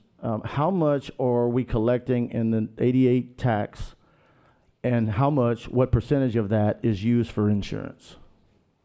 I don't have the details of that, but it is, we can get that. It is 1/2 of the employee-only premium for actives and retirees. So that amount is tracked by Trish. It's baked into the premium, and it's audited by the auditors.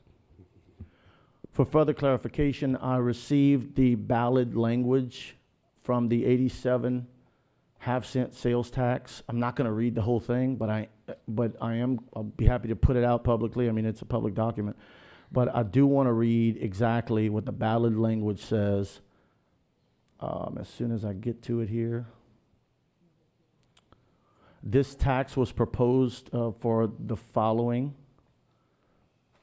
Geez, I had it. First, the restoration of a 5% salary reduction for school employees. Second, the restoration of the reduction in funding for material of instruction and for certain educational programs. Third, to provide up to $250,000 per year for the removal of asbestos from school buildings until completion of project. Fourth, funding to pay on behalf of active and retired employees 1/2 of the total premium for employee-only coverage of a board-approved health plan. Fifth, to provide funding for establishment of certain enhancement programs.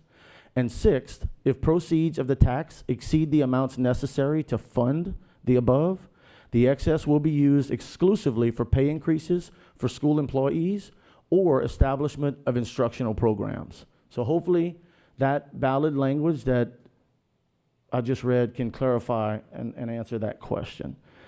At this time, please continue. Okay. You want to move on to the next slide? So we're first just going to kind of walk through just a little bit of background and education on the different components of Medicare in general. So under Medicare alone, Part A covers your hospitalization types of services. So inpatient care in hospitals, skilled nursing facility care, hospice care, home health care, things of that nature. If you're not automatically enrolled into Part A, because there are some folks that can automatically be enrolled into Part A. If you're not, then you do have to enroll timely. And then on average, there are exceptions and caveats, and we're not going to go into that in detail tonight, but on average, Part A is paid for by the federal government, and it's free to the retiree, okay? Then there's Part B. Part B, we call it medical insurance or physician services types of insurance. And this typically, Part B is what you pay for or the retiree then pays for. So they pay that Part B premium. These services help cover things like services from doctors, other healthcare providers, specialist visits, things of that nature, outpatient care, durable medical equipment, and things of that nature. If you're not automatically enrolled in Part B, you must enroll timely with Social Security or CMS. This Part B is paid for by the retiree. And then there's Part D, which is prescription drug coverage. It helps cover the cost of prescription drugs, and it's paid for by the retiree. So those are the three components of standalone Medicare. On this next slide, we wanted to show the difference between standard Medicare under the 2024 benefits and premiums versus what a Medicare Advantage plan covers. Typically, Medicare Advantage, mostly people call it the Part C because it encompasses A, B, and D under one plan. So for 2024 standard Medicare, under Part A, there's a deductible. The inpatient hospital deductible is $1,632. With this Medicare Advantage plan that's currently in place, it's $0 to the retiree. Under Part A, your daily hospital coinsurance for certain days is $408 in 2024. And again, these numbers are going to increase. They typically increase year over year. But in 2024, it was $408. Under this Medicare Advantage plan, it's $0 to the retiree. The daily hospital coinsurance, $816 on average. It's a coinsurance. Under this Medicare Advantage program, it's $0 to the retiree. After day 150, the member or the retiree then under standard Medicare has to pay all the costs. For skilled nursing facilities, daily coinsurance, It's about a 20% member coinsurance. On average, that's about $204. Under the Medicare Advantage plan, a retiree would pay $0. Then you have Part B. And Part B, again, which I stated in the previous slide, you have to pay for. You have to pay that Medicare Part B premium to CMS. And then under that Part B, you also have a deductible for those services. So that deductible in 2024 was $240. Under the Medicare Advantage program, a retiree would pay $0. They would have to pay this on both. Yes, and you do. There's that average monthly premium in 2024, that's released by CMS. So that number is strictly from CMS. The average monthly premium in 2024 for Part B coverage was $174.70. I know there's different components to the Part B premium that each individual retiree pays to CMS, but that's what they've released as the average premium. To be under standard Medicare, you have to pay, or to have that standard Medicare program, you have to pay $174.70. You also do have to have your Part B under the Medicare Advantage, so it's around that $174.70. And then Part D, again, if you are just with your standard Medicare, you have to go out, purchase Part D. That average monthly premium in 2024 varies based on which plan you choose, because it's basically a supplement plan in addition to Medicare, and each retiree can pick and choose what type of prescription coverage benefit they want. So that's just going to vary, and you really can't benchmark it, and CMS doesn't release it. Your out-of-pocket maximum for 2025 is going to be $2,000 under Part D. That's going to sit, that enhanced benefit that was released due to the Inflation Reduction Act is a component of standard Medicare and has to fall under those Part D supplement policies. It also is a change that's enhanced under the current Medicare Advantage program. We did want to also just share an example, because on this chart, what we're not showing is a supplement policy, right? So there's Medicare Advantage policies, which basically coordinates with Medicare on the front end. You have to have Part A, Part B. You give that to whoever manages that Medicare Advantage program. They verify that you, in fact, do have Medicare Part A and B and that you're paying into Medicare. And then, of course, they pull it all together and you get one ID card and you show that ID card for that Medicare Advantage plan. You can also, if you say, I don't want to be enrolled in a Medicare Advantage plan and I want a supplement plan, you can buy certain supplement plans that are different. You have to buy supplement, you would still have to buy Part D type of prescription drug benefit, and then you can buy certain supplement plans that will offset these Medicare standard out-of-pocket costs on the left-hand side. An example premium for Blue Cross of Louisiana's Medicare Supplement Plan G, which is as close to your current Medicare Advantage policy, is for someone of the age of 65, ranges between $140 and $207.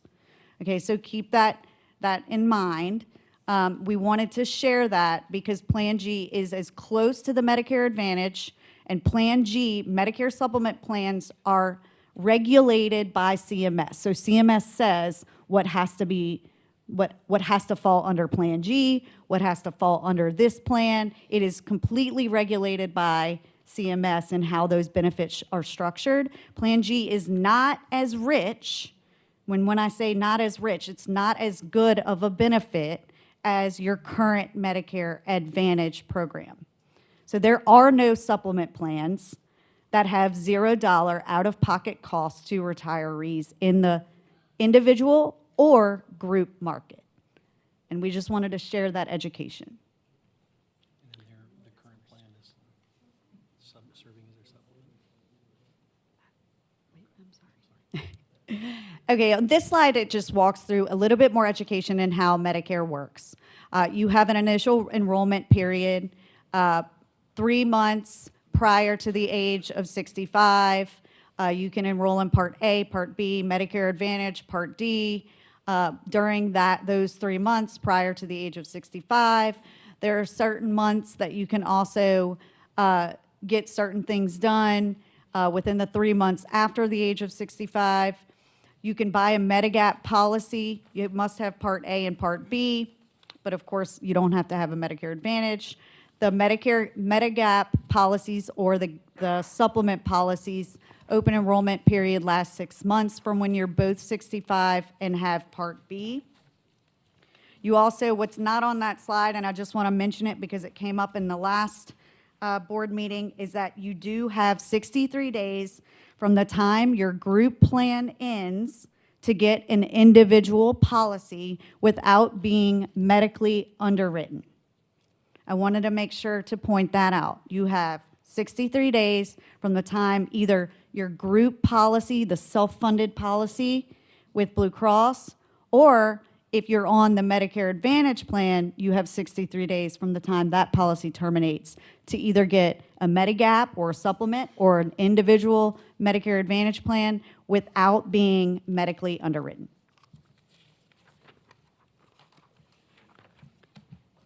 Okay, moving on to this slide, we just wanted to point out some of the enhancements that have been developed through the Inflation Reduction Act. There was the elimination of the coverage gap phase. The implementation, this is what is occurring for 2025, of the $2,000 annual member out-of-pocket max or cap for prescription drugs. You can enroll in that Medicare prescription payment plan to basically spread out-of-pocket prescription drug costs over a 12-month period. Out-of-pocket insulin prices have been capped at $35 and will continue at this $35 cap in 2025. And then, of course, it expanded adult vaccine coverage into 2025 as well. So there are some benefit enhancements that CMS is now requiring of both supplement programs, Medicare, and Medicare Advantage plans.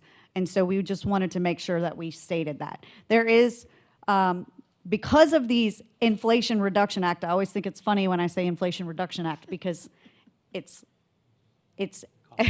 cost, yeah, it's basically, they're enhancing the benefits, which, what does that do? It enhances the premium, right?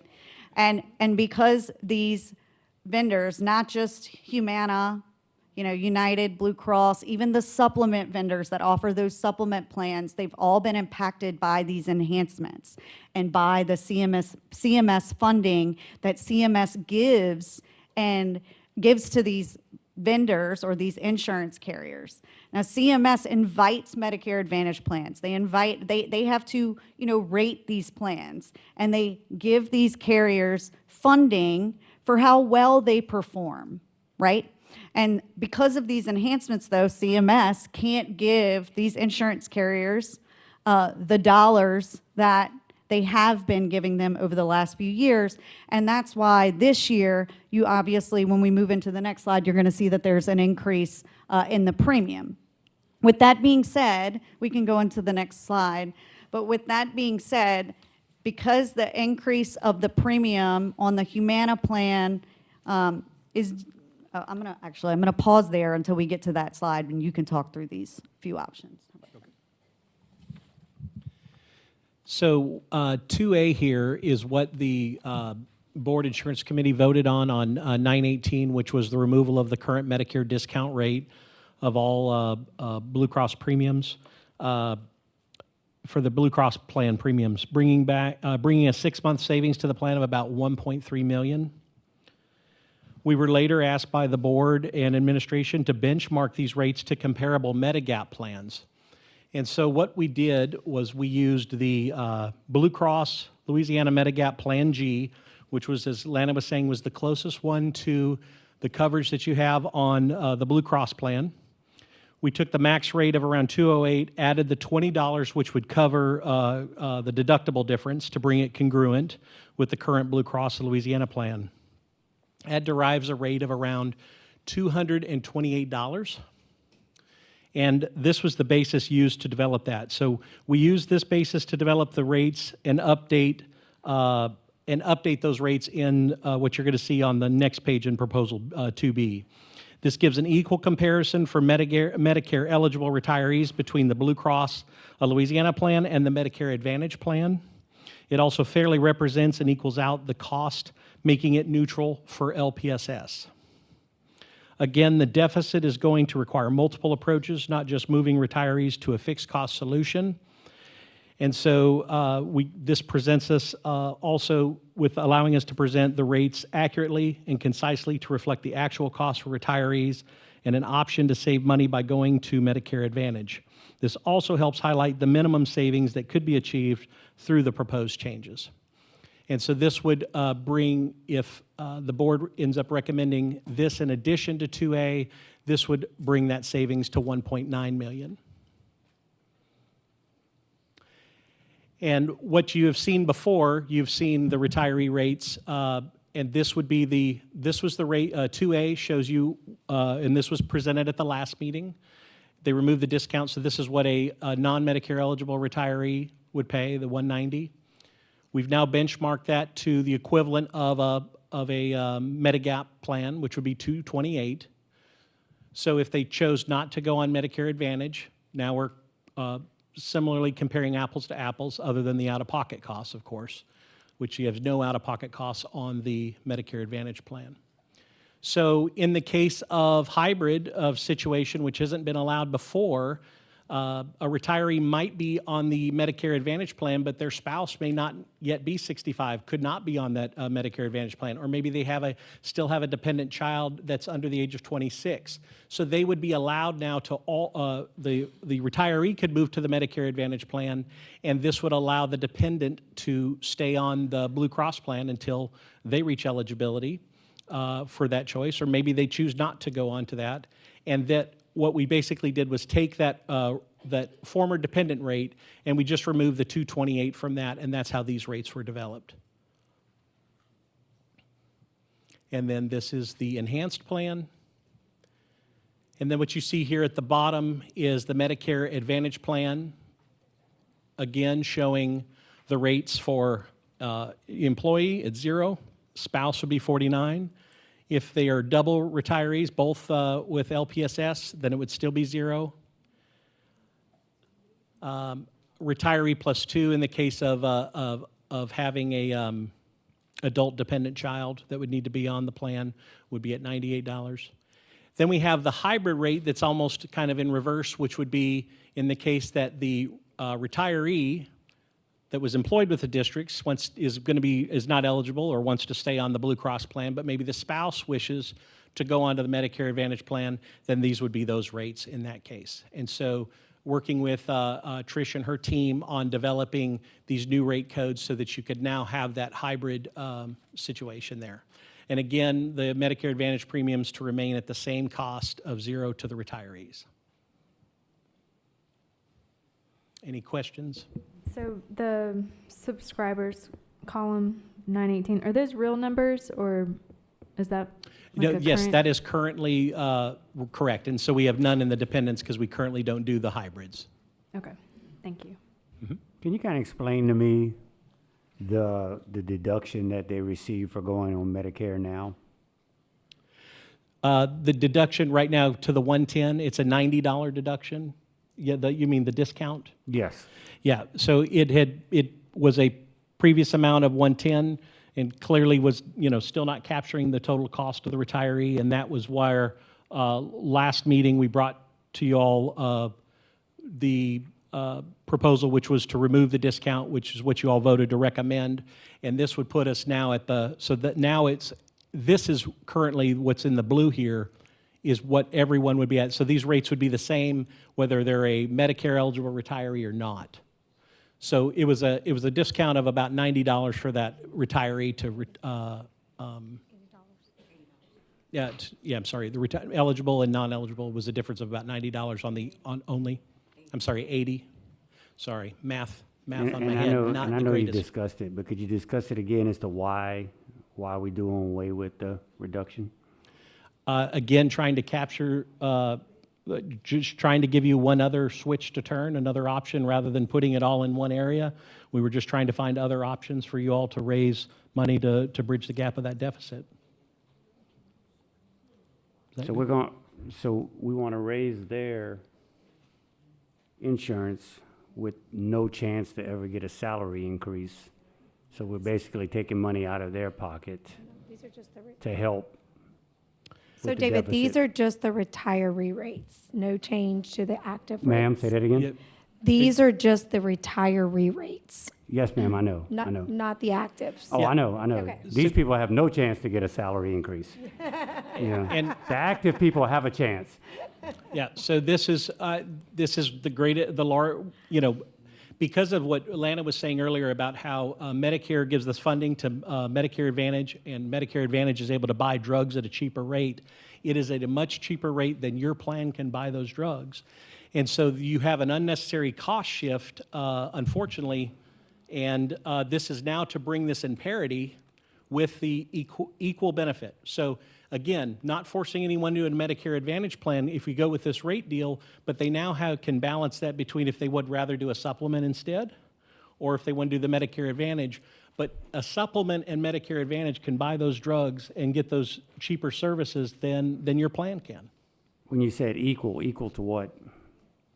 I'm sorry. You said they would be equal. Bringing the premium at $228 is bringing it in parity with what the equivalent would be if they were to go buy a supplement. If they would be on the active Blue Cross, is what you're saying? No. So they're on the active Blue Cross right now. Bringing the active Blue Cross premium to $228 for the retiree now brings that into parity with the equivalent if they were to then go out and look at a supplement instead. Those are now equal. So there's no longer, they don't look just at the premium. Now they're not going past overlooking the out-of-pocket cost savings of a Medicare Advantage, because we all keep hearing that it's zero cost out of pocket. But I think what we were seeing is people from the last meeting, people were looking at the premium, and there was still an incentive to stay on the Blue Cross plan. So what we've now done is we've benchmarked it to what the actual rate is. So we're no longer over-subsidizing it. And just to clarify, I think he's doing Medicare and then Medigap, right? That's correct. That 228? We used Medigap to be the benchmark. And then Medigap, you said, was the closest thing to the current Blue Cross Blue Yeah, the Shield Medigap plan that they're already on, correct? Plan G, correct. The Plan G. So it's getting Medicare and then the Medigap, which gets you as close to the Blue Cross Blue Shield plan they're currently on, is my understanding, correct? Yeah. Now, the retiree is actually still getting, it's still a better benefit here because there's no way to benchmark Part D coverage. And so if for anyone that would say that we went to the extreme, we did not, because we're not able to subsidize, we're not able to figure out that premium to build that in. So the point is looking at this, now it makes it more apples to apples when they want to compare staying on the Blue Cross plan and going on the Medicare Advantage plan. It's now more of a clearer picture that it's going to be less out of pocket on the Medicare Advantage plan for them. I'd also like to add, David, that discounts in Medicare Part A and Part B premiums was a strategy that was used years ago, hoping to get people to buy Part B coverage. Because under your active plan, you coordinate benefits on those retirees because they're retired. Medicare plays primary.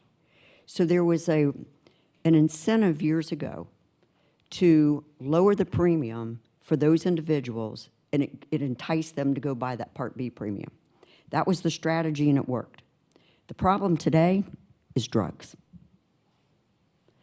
So when you look at those claims actuarially, and we know that specialty drugs in the market are making up 80% of the total drug cost, this strategy has become unpopular and antiquated. And that's the problem. It's the cost of the drugs. And our plan can't get the discount.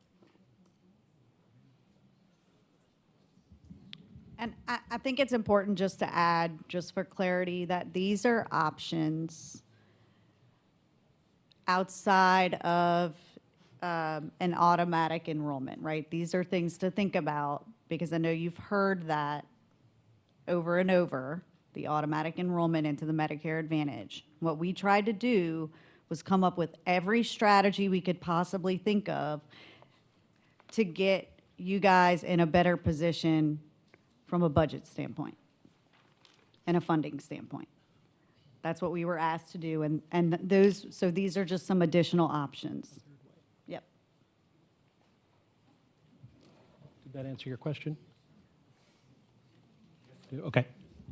Can I just add a quick piece right here?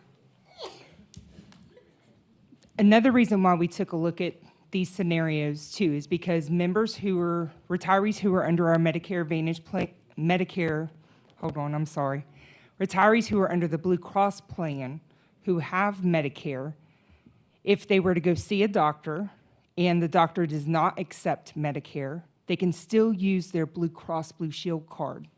Then that means that Blue Cross is running primary in that example. And all those claims are coming under Blue Cross, AKA LPSS, technically. Blue Cross is the administrator. We talked about it in previous meetings. $2.4 million was the last sum that we looked at. We haven't reevaluated it, but that's the impact of members using Blue Cross even though they have Medicare.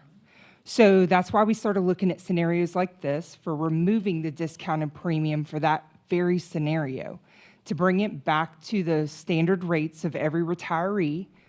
That way, you're still given a choice when you go to the doctor. You can still, if you see a doctor who accepts Medicare or doesn't accept Medicare, you can still use your Blue Cross Blue Shield card.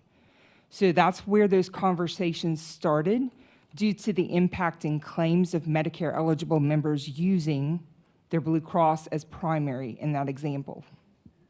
So those claims, Trish, are now at 12 million for the pharmacy and 5.5 million for medical, and that was looking back at a 12-month look back. So those individuals, you said they go see a doctor that doesn't take Medicare, they use Blue Cross.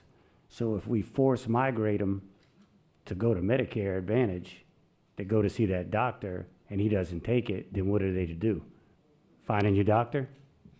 So when we do get to the additional slides with regard to the Medicare Advantage plans, Mr. Lejeune, we're going to discuss, we've run some disruption reports to give you some hard numbers of the members who use Blue Cross. No, I believe you. I totally believe it. My question was, if they're no longer allowed to use Blue Cross and they go to a doctor that doesn't take Medicare and they've been using that doctor, what is their option? Correct. They're going to have to see a doctor that accepts Medicare. Okay. Yes, so, sir. So a new doctor. Okay. Okay. Does the Ladies and gentlemen, does the Medigap please. fill in does Medigap increase any opportunity for them to see a different, the supplements just help with the prescriptions, and what else does Medigap do? They have to be on the doctor has to accept Medicare for Medigap to pick up the difference. The Medicare has to be primary. Okay, so I just want to make sure we had clarification on that. Oh, and one more question. I know you mentioned a Blue Cross Blue Shield Advantage plan. Does that change the scenario? So all Medicare Advantage plans or Medigap plans the doctor would have to accept Medicare. Regardless if it says Blue Cross Blue Shield. Okay, I just want to make sure that was clear. Thank you. Mr. Dago, I know we've got several steps and several recommendations that we're going to have to make to the board. So I would like to go ahead and make one now, and then if there's things we need to add at the end of the meeting, we can do that. But I'd like to make a motion to recommend to the board that we adopt the 2B Medigap benchmark comparison suggestion. Is that the best way to phrase that? Okay, so That's fine. option. Okay. I'd like to make a motion that we recommend the 2B Medigap benchmark option to the board.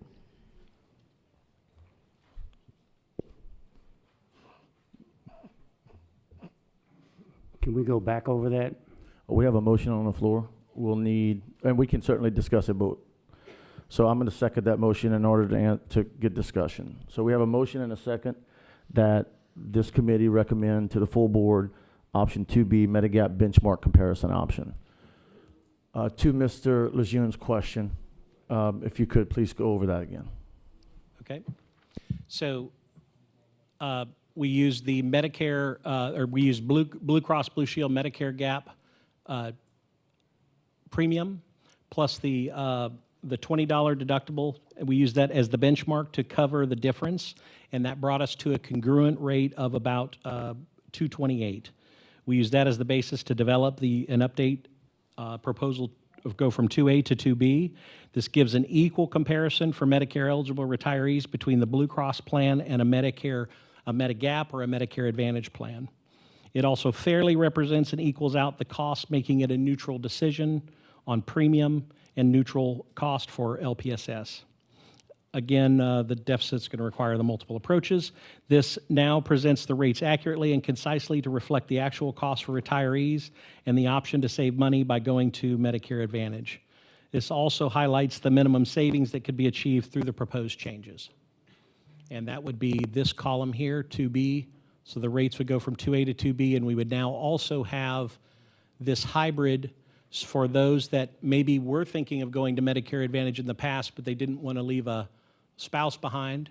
And so now they can go on the Medicare Advantage, and the spouse can still, that's not Medicare eligible or maybe does not want to go, they could still stay on the Blue Cross insurance. So it's really creating more choice. I think this may be for Ms. LaBeouf. Ms. LaBeouf, did you do any research or benchmarking with other districts who still offer, I'll give you an example. I'm aware of East Baton Rouge Parish. You can come up. I'm aware of East Baton Rouge Parish. Well, I was aware. I don't know if they force migrated, but the last I heard, they did still have an option for their retirees to stay on their plan.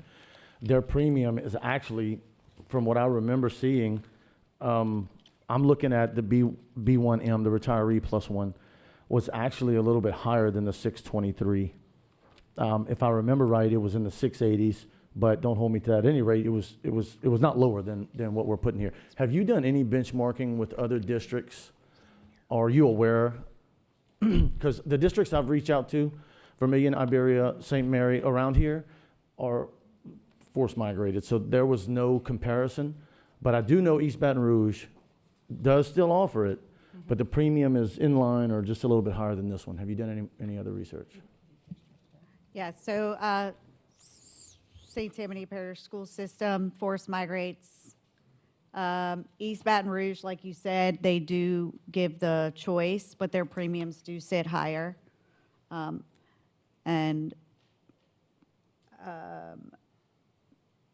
There is not, and there's Lafourche, force migrate.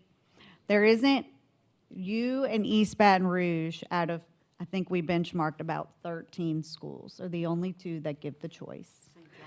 Yeah, so there's either what we've seen is that they don't offer retirees benefit like coverage at all once they retire, or they force migrate them to the Medicare Advantage. And I think majority of the ones that do force migrate, they started with the optional choice, right? But then they came to these hard decisions where they had to then make it a mandatory or force migrated move. Okay, so we don't necessarily have benchmarking. So your benchmarking is from, we repeat it over and over, is from the Blue Cross Plan G. Ms. Mason, did you want to say something? I may have, no, okay. Okay, so at this time, we have a motion and a second on the floor. And so while it's not going to be fun for you guys, I'm going to,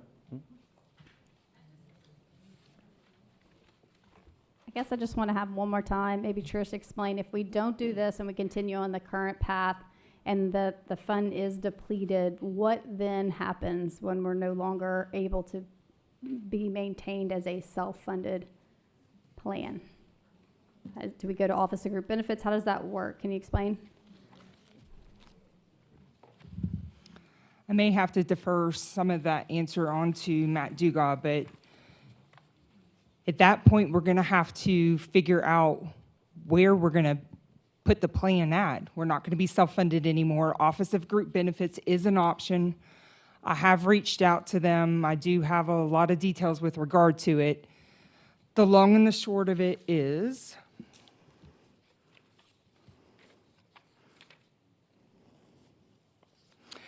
so if we have to transition to Office of Group Benefits, both the retirees and the active members, if you've never worked in any Office of Group Benefits district that offers their benefits, you will not be able to work towards their vesting criteria.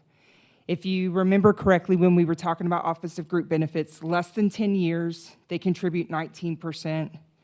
10 to 15 was 38% of the employer portion. 15 to 20 years was 56%, and 20 years was 75%. So retirees who've never worked in a district won't be eligible for vesting. If you've worked at LPSS for your entire life, you're a retiree of our district. If we had to go to Office of Group Benefits, you wouldn't have health insurance with them. I'll give you another example. Dependents would be effective in those scenarios. Let's use me as an example. I'm 10 years from retirement, or let's just say I'm 5. I'm 5 years from retirement. If I've worked at LPSS my entire career, never in an OGB district, then when I leave the district, I will not have been vested in health insurance. Not only that, premium purposes, OGB districts pay 75%. LPSS pays 70%, so the cost to the employer, us, would be 5% more than what we're currently paying, so that would impact us on the bottom line. Dependents are the same scenario. Dependents are based on retiree status. So if the retiree didn't invest, the dependents are not eligible. So in that scenario, if we move to OGB, active, retired, and dependents are all drastically affected to include the employer. So if we don't come up with solutions, we're going to run out of them, and OGB may be your only opportunity. And in that scenario, people are going to lose their health insurance, to which they have currently, and they've been given that at this current point in time. But if we have to go to OGB, that's a totally different scenario. I'll give you another example. So when OGB assessed our risk, if we were to work through this process, they take a look at our claims for the last 36 months. Any high claims experience in excess of $100,000 by claimant is deemed a high risk. So if they bring us on for OGB, they're going to rate us based on our 36 months of claims history, okay? Based on that, they set us at our own rate because they deem us as high risk. We have to go through an interim period of a total of 3 years. Based on that fact, they would bring us onto the OGB tables, the premium charts that they have in place. OGB also requires that their retirees have Medicare A and B, which is what we've initiated here. So in all honesty, if we have to move to OGB, it would be detrimental to all groups of individuals in those scenarios. Thank you very much, Trish. Okay, so we have a motion on the floor in a second. So what I'm going to ask you guys to do is leave the seats because we're going to go to public comment on the motion, which is to recommend to the full board that we implement option 2B, Medigap benchmark comparison option. And at this time, I'd like you to, please, if you want to speak on the item, you can come up here 3 or 4 at a time. And you are here to speak for or against. We will not be answering questions, but we will be glad to hear what you have to say about this particular motion.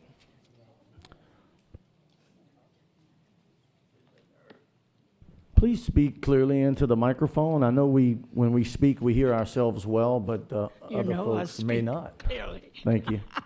Probably too clearly. I don't know. I just feel overwhelmed, and I'm not sure. And probably this was presented at another meeting that I wasn't at. I think most of the people here could use a lot less information and more basic facts. My understanding, what is the difference between the Blue Cross plan and the Medicare Advantage plan?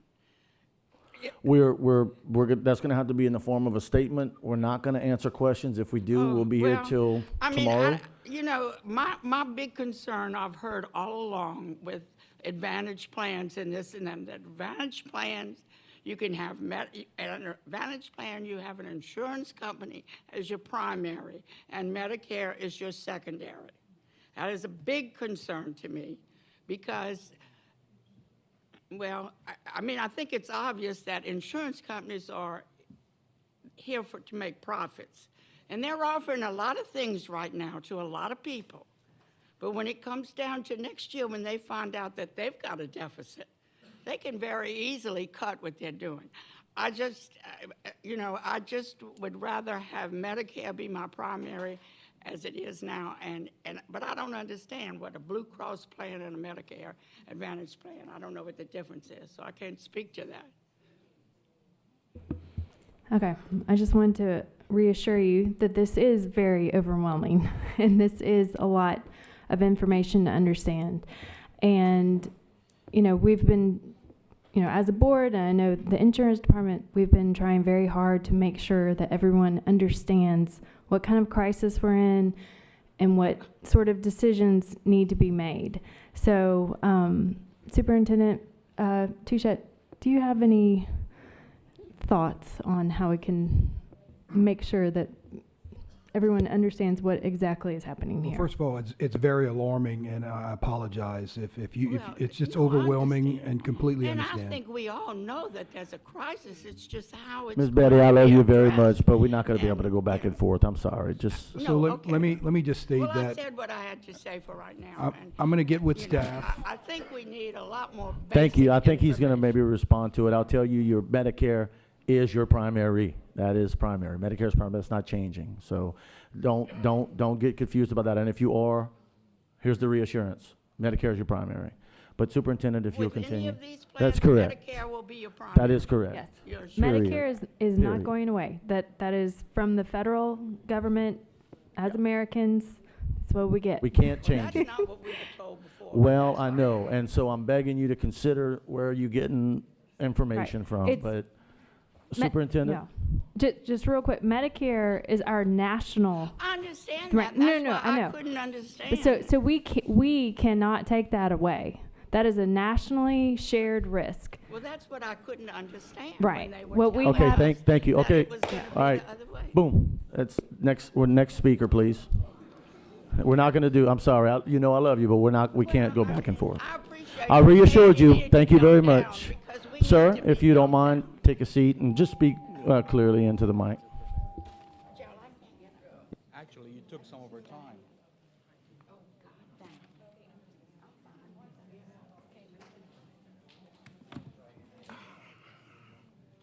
Point of clarification, you, sir, took some of her time.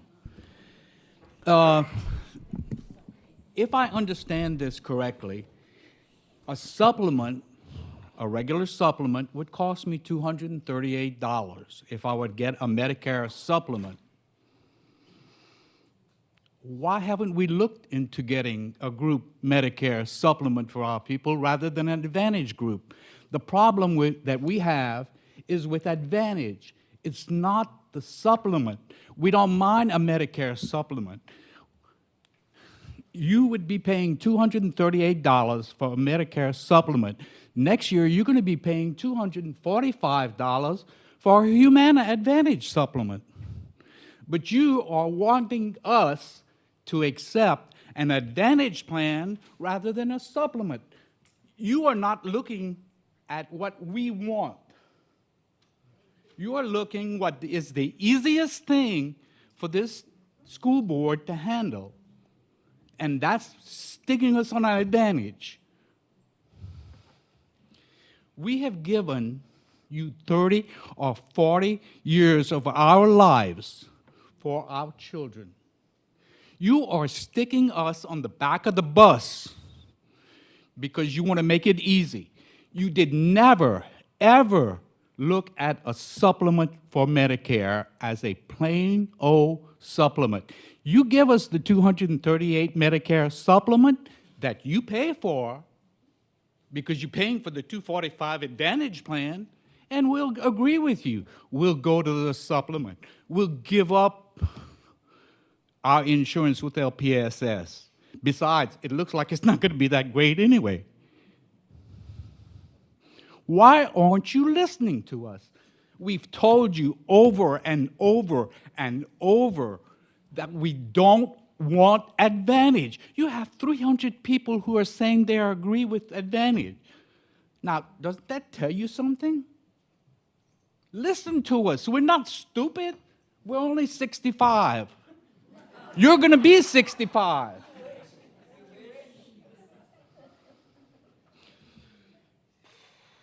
And believe me, I'd like to say a lot more. Thank you. I know. Okay, thank you for allowing us this time to have an opinion. Am I speaking on the? Excuse me, I'm sorry, just 1 second. I mean, I guess I can say it again. Somebody else say it, because it's not, somebody else say it. Okay. In fact, I know. Gallagher, can you please Can we come to the just have table? the experts tell us? Ma'am, don't leave. You're next. You will be next. This is just a very important point of clarification. We really need to understand what is happening here. There's a lot of misunderstanding, so thank you. Yeah. Okay, so for a medical supplement plan to offset Part A and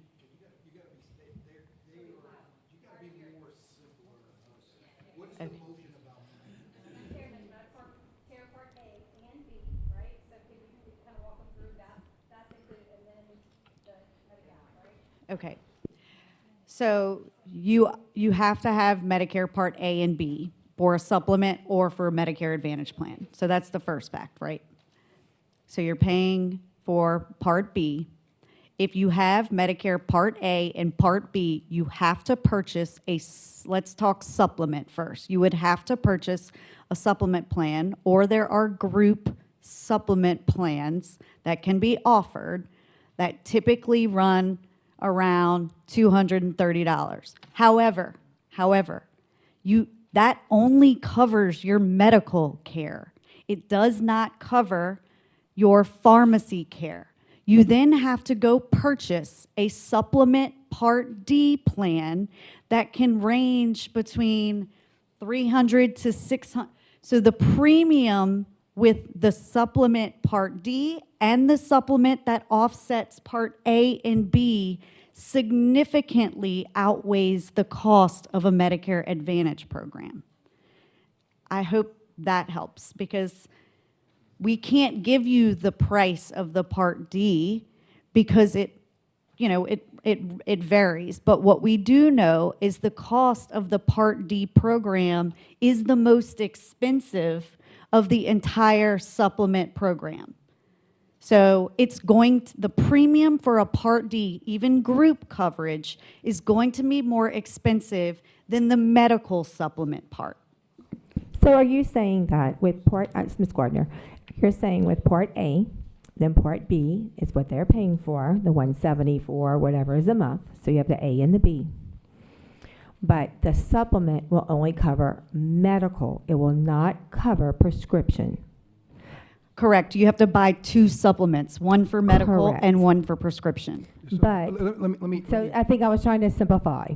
Let me first of all state is that I think lots of people out here are confused about what the motion and the second is in reference to what the board is trying to do, which is the motion was 2B.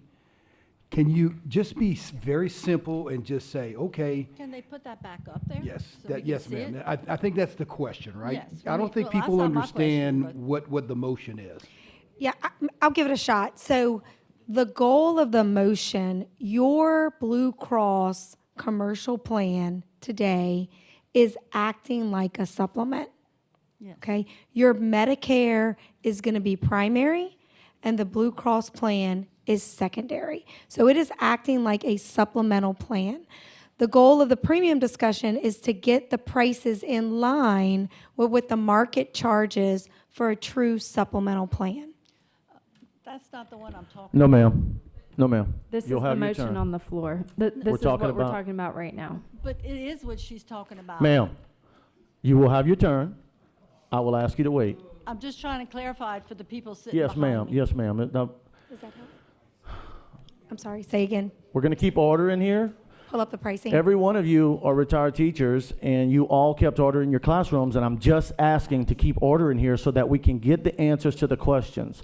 The motion on the floor has nothing to do with migrating anyone to anything else. The motion on the floor has to do with increasing the, now, I have heard at every meeting that I've been at, every meeting that I have conducted on this topic, retirees have come up to me after the meeting and said, increase my premium. I want to keep my, that is the motion on the floor, ladies and gentlemen.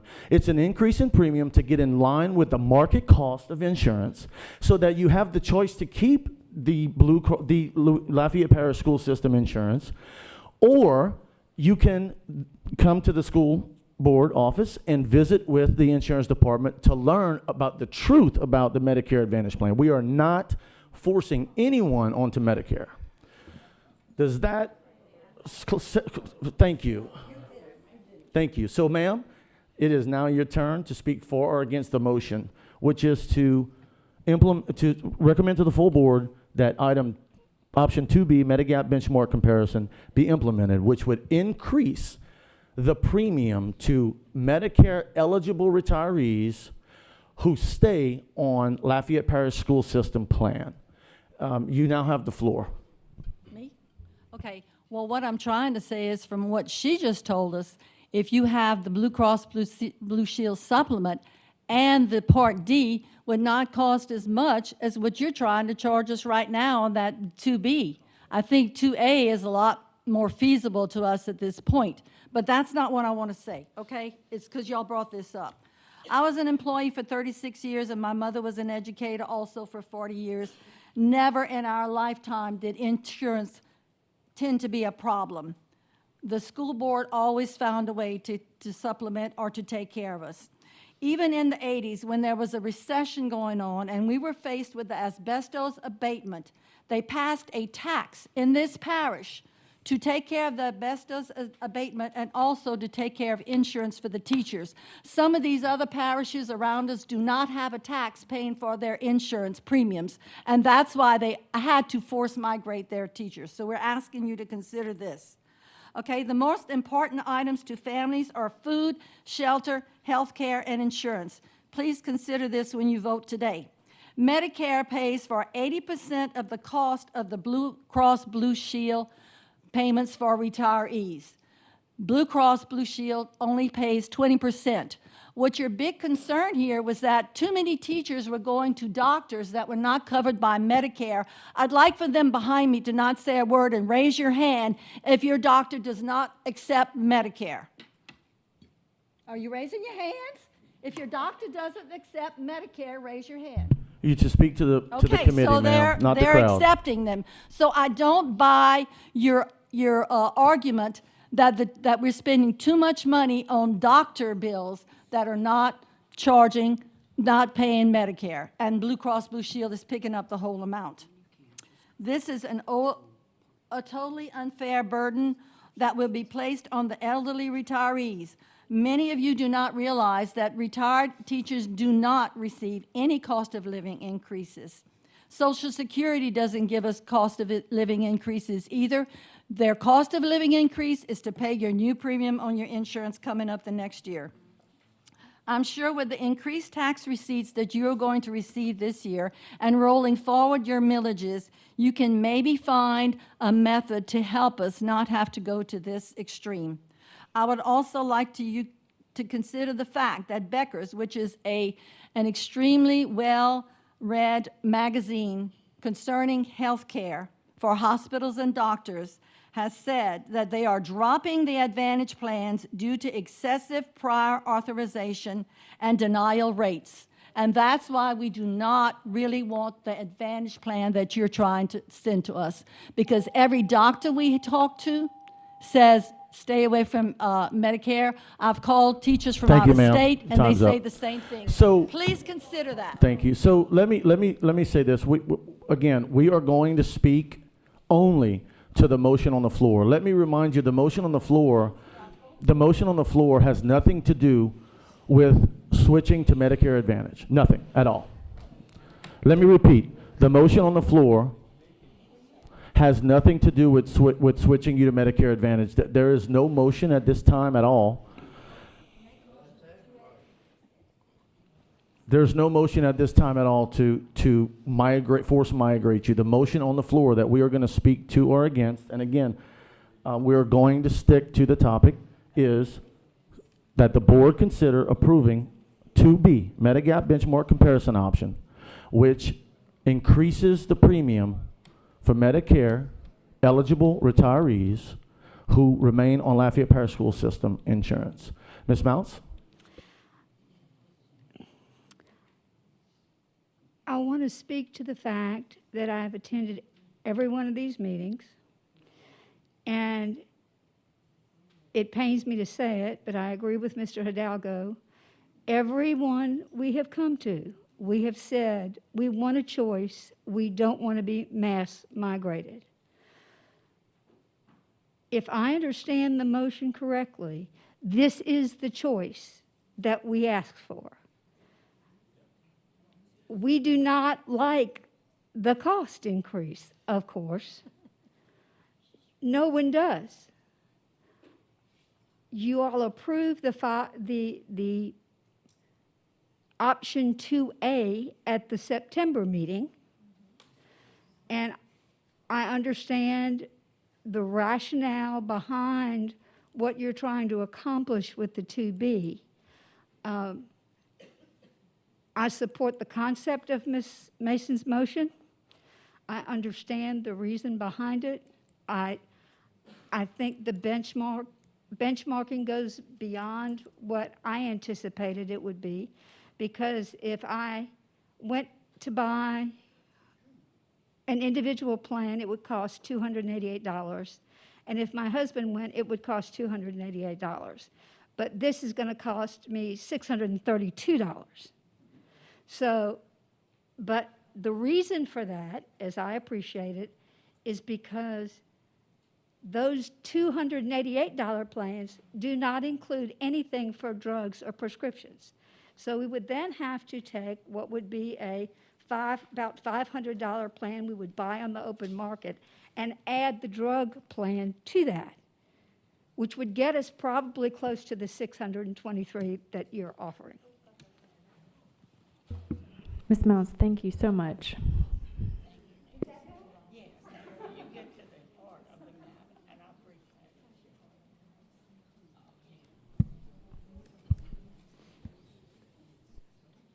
First of all, many of you do not know me because I don't normally stand up and speak. But I look at this number, and it's a saving of $4 million for the school board, correct? The Part B, and $22,713,776 under 2A, correct? Go back to your very beginning. That's 3,000 retirees.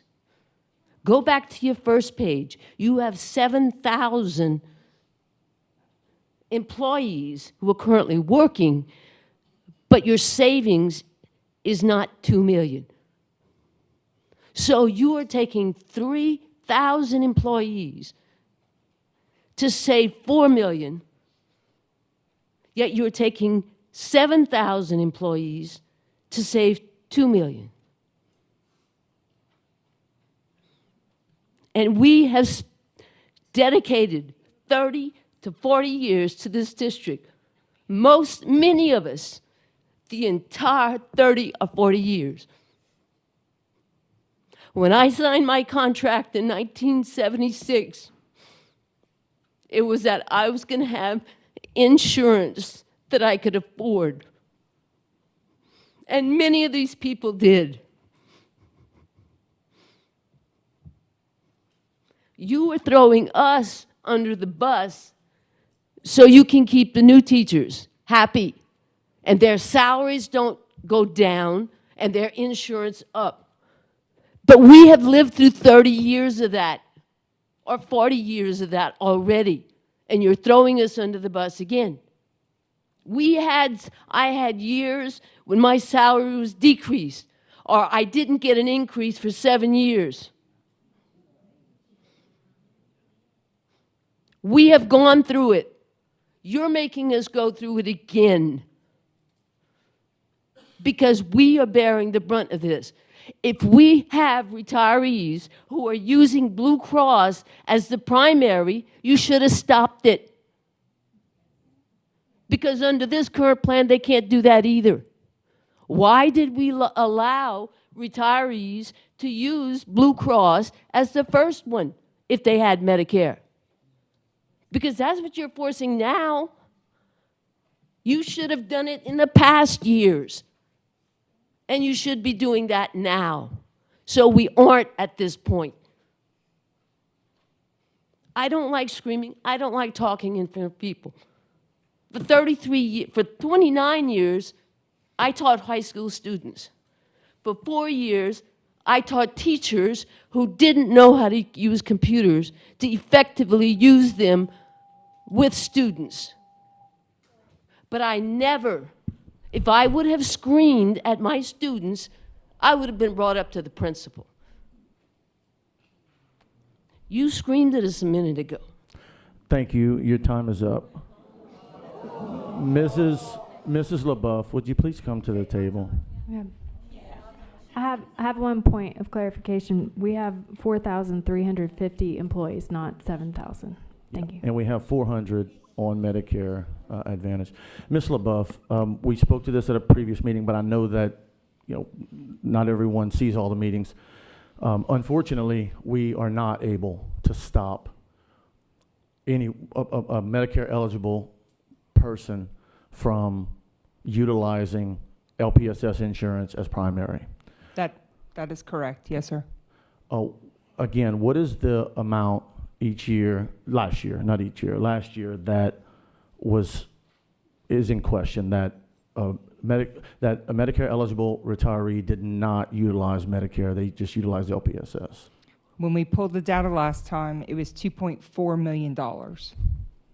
In per plan documents, we did double back to Blue Cross just to see if we could limit that scenario where the member could use Blue Cross primary, not use Blue Cross primary rather.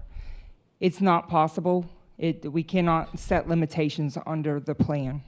So we can't stop it, so we have to find other ways to mitigate the cost, because it's a real number. It was 2.4 million. Real number that we would not have incurred had they used Medicare as their primary. Exactly. That was also the purpose of the reduced premium, with the expectation that the member would use a physician or a facility who accepted Medicare. Medicare would run primary. Therefore, Medicare would have 80% of the claims in billing. Blue Cross would run the 20. Correct. Therefore, the reduced premium was enacted. Thank you. So we're still open to public comment. If anyone else would like to come up and speak, I would like to, yes, Ms. LeBeau, I will turn it over to you in a second. I just want to remind everyone, with respect to every human being in this room, we are going to follow our policy. We're going to follow Robert's rules. We're going to follow our rules. And if someone gets upset about it, I am sorry, but we are going to follow the rules. Okay, before you start the clock, let me just say this. I was really looking forward to retirement, but somehow this was not my idea of retirement, as attending board committee meetings and board meetings. So hopefully we can bring resolve to this at least for 3 or 4 years. Okay, now you can start. You started the clock anyway. Okay, let me just say this, because I've attended most of the meetings, committee meetings, full board meetings, and I'm going to try to put this simple. I understand the frustration, and let me explain it to you so that we're all on the same page. This plan, option 2A, was acceptable last week, but it's not this week. Really, guys? And when you go back, we started with a $4 million deficit, we changed consultants, and all of a sudden it became 6, and then, maybe it's 9, maybe it's 11, maybe it's 13. Do you know how frustrating that is to people? And health care is extremely important to retirees. Yeah, even today, I'm going to say, at break, we heard there's going to be a projected 7.6 million deficit. I understand that. We came back from break and they said, it looks like it's going to be 7.9. What changed in 6 minutes. You got to be careful how you present or what you're presenting, because, you know, the numbers keep changing. Retirees are normally very trustworthy. I mean, you know, they trust, because that's how we grew up. But things, I mean, when you change from last week to this week, and I don't think you had any comments from the change when you adopted this last week. And then we come today and it's, oh no, let's go ahead and up it again. That's frustrating. And these people are right. We're on fixed incomes. Some of us are not even on Medicare and would not be eligible, not through our own fault, but through this system's fault that failed to do a referendum when they should have. And we're sitting in a heck of a position. We don't have Medicare help and never will. Please consider the human aspect. I think that's what we're losing here. And I know insurances are all about dollars and cents. And I understand that. And I understand budgets, $1 million budgets. But please don't lose the human element. Remember how this affects people. Education is a service. It's not a business. We were here to service our students. And remember your stakeholders out there. I would think that we have more retirees than anybody in the district, and they have families here. I will honor the policy. Thank you.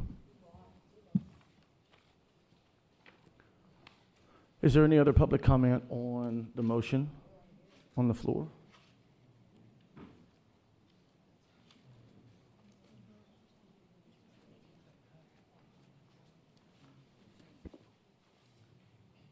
Thank you. I don't know if I was included in one of the last comments about people who were going with Blue Cross Blue Shield when they could have done Medicare. I've only been on Medicare for 1 year, and I was a high deductible paying employee. So when I was looking at, well, I guess I didn't think that I had to go to choose Medicare. I could have stayed with my high deductible. So I'm not sure if I was in that class. But when I weighed everything out, I said, well, let me just go ahead. I'm going to go ahead and do it. And I went from, I think, $90 to $110 to $228 is what we're looking at. And like Mr. Lejeune said, my salary is not increasing. So it makes me doubt if I should have even gone to Medicare, because I know it's going to be more expensive for me now. Because I really tried to be a good steward of I appreciated y'all giving us the high deductible option, and I tried to be a good steward the whole time. In all these charts, I see dollar signs, and I'm not seeing, you know, doctors and benefits and things like that. So I'm going to go home and try to do more of my homework, and I guess I want. Can I mention the vesting stuff? No, okay, no. Thank you very much. That's all I had to say. Thank you. Any other public comment on the motion on the floor?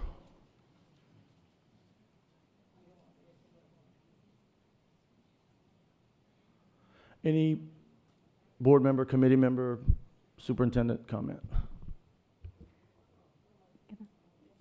Thank you. Trish, can you come up? I know we talked about why the numbers are changing, how claims are, and I work for a medical company, so I know how claims work and how long they can take. But I wanted to know if you could explain that's why our numbers are shifting, one, and then two, can you tell them how much we project in budget per week for claims, and then some of the realities of the difference between what we've actually budgeted and what the actual numbers for the claims have come in at? Okay. To the previous comment just a moment ago, when we were talking about the deficits, anytime you're looking at insurance fund, we are having to project out those claims and billing based on the ebb and flow. At our last meeting, we spoke about seasons within a given year, where at the beginning of the year, the deductible is not met. As we progress throughout the year, the deductible is met, so you have more utilization. You have members over the summer who are teaching staff or our staff who are off, who are utilizing that. Based on that, our claims and billing is based on a January through December year to include prescription coverage and everything too. Our contracts are the same way, but when we're budgeting, we're also budgeting from July 1st through June 30th, so that has a factor in there too. With regard to the deficits, we've been spot on since we've been having these monthly meetings. When we talked about it during the budget season, we were telling you it was going to be anywhere between an $8 and $10 million deficit. When we were having those discussions before, same topic that we're talking about this evening, we were projecting it every single monthly meeting that we were coming back to the table. We were adjusting our numbers based on claims and billing that were coming through in the season that we were in. We landed at fiscal year 23-24 with a $7.9 million deficit, which is what you're seeing there. It was just referenced a moment ago. Technically, if we didn't have that $1.2 million from RX benefits, that number would have even been larger, more in line with what we were talking about during budget season, between $8 and $10 million deficit. I don't believe that we've been off. We've been having these same discussions every single time we come to the table. When we built out the fiscal year 24-25 budget, which began July 1st all the way through June 30th, we were pretty darn spot on with that one too. We asked for the board to balance us to zero so we could start the budget. And at that point in time, we had certain enrollment numbers. Keep in mind, you've got people coming on the plan, off the plan. So you have new hires that are coming on board. Typically, their enrollment starts September, October, depending on their date of hire. So that's going to increase your numbers. You have people who are leaving the district. That's going to change the numbers then too. When we were building for budget, we were building on the current enrollment numbers. There's a lot of moving parts here. You're going to have to keep all that into consideration, how claims and billing go through on a given year based on our membership, based on the time of year that we're having these discussions. That's super important too. So when we came in April and May, when we finalized the budget, we projected a $6.6 million deficit. Right now, Gallagher's started literally from scratch when we brought Gallagher on. They didn't use any of the previous consultants' numbers. They literally built it from the ashes. We have reconciled and re-reconciled with those numbers. And now, based on current claims, as they continue to escalate, that's the additional $1 million that's built into it. So we still have 10 months of this given fiscal year ahead of us, and those claims and billing are going to continue to come through. So I don't believe that those numbers have been different. We've been discussing these exact same numbers every single time at every single board insurance committee meeting.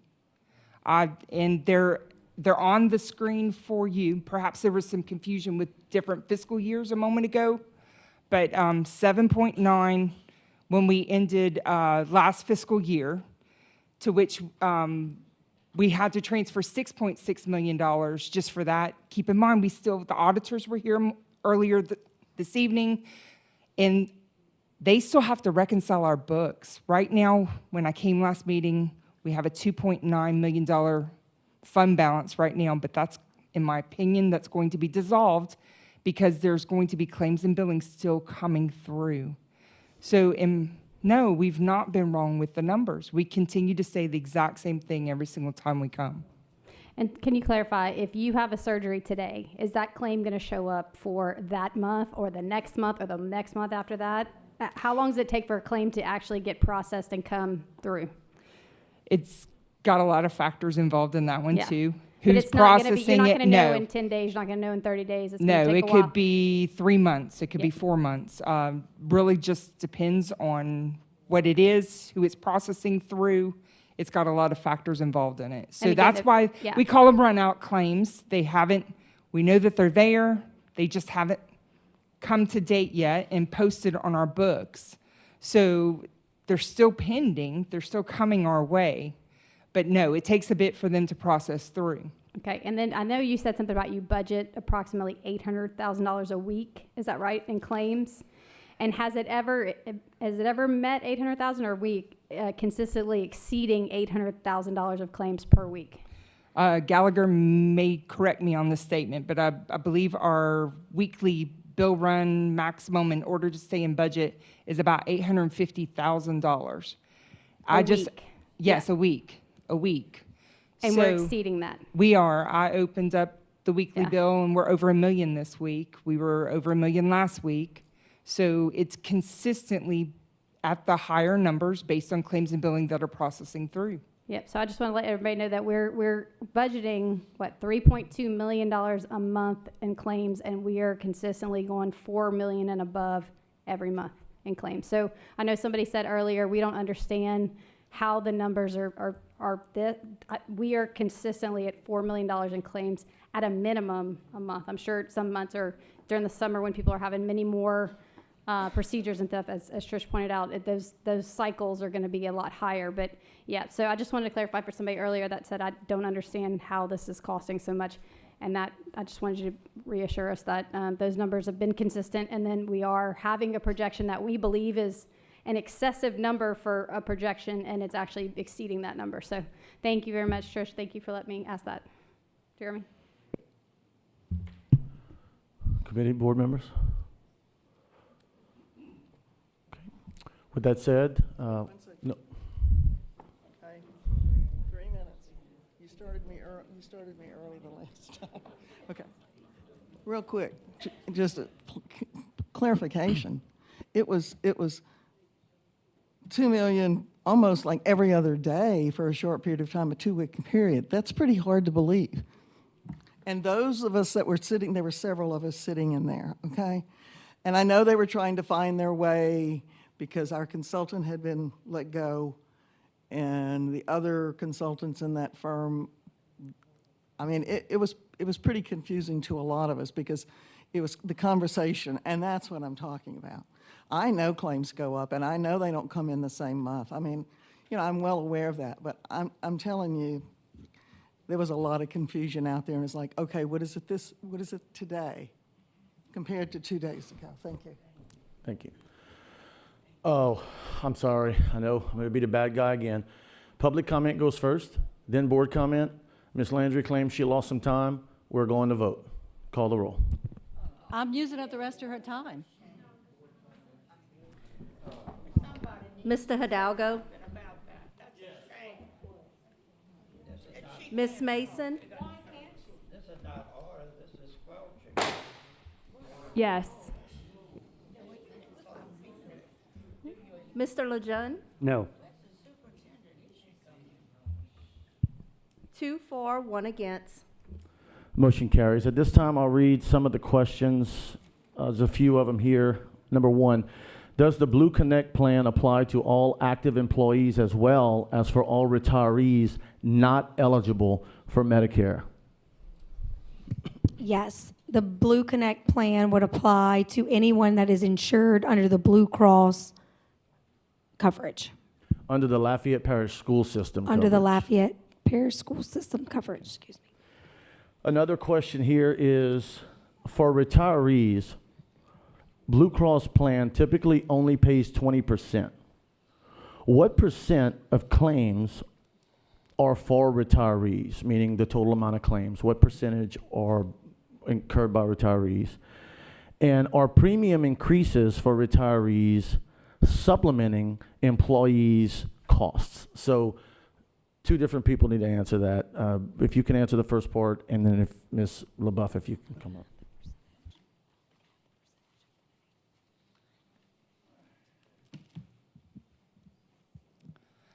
Mr. Hidalgo, will you entertain me bringing an additional person up, a staff member? Yeah. Oh, yeah. Candy we want to get the Tubes, question could you answered. come see for a moment, please?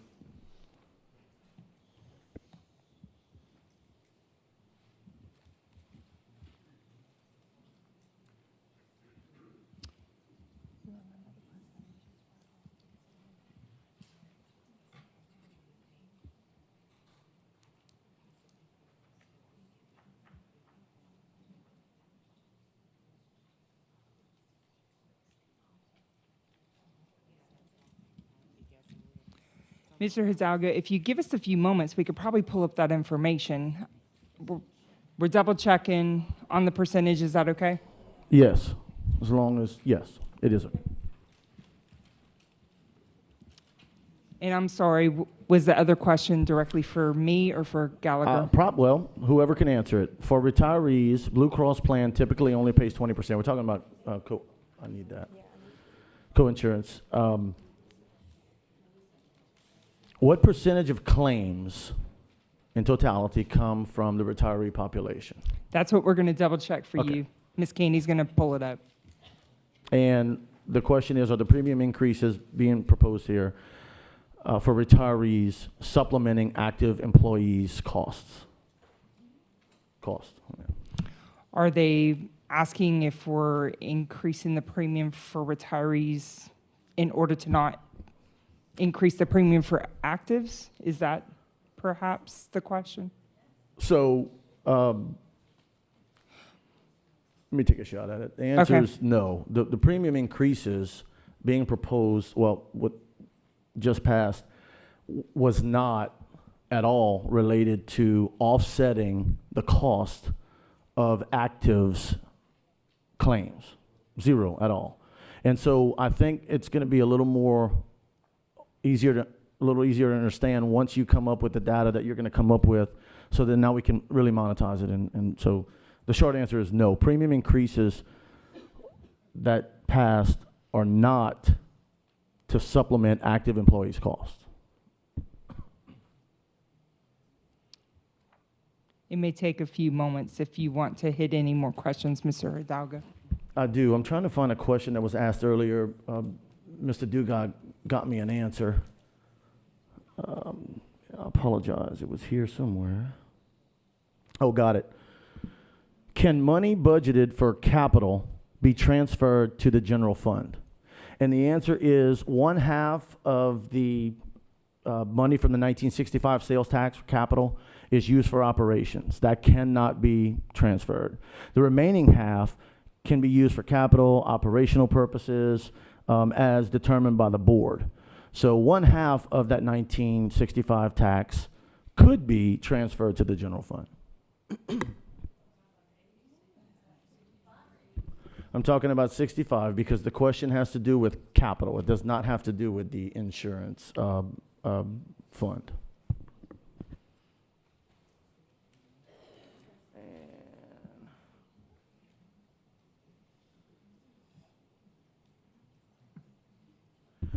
Is Medicare Plan G available to everyone, or do some people have to take Plan F according to age?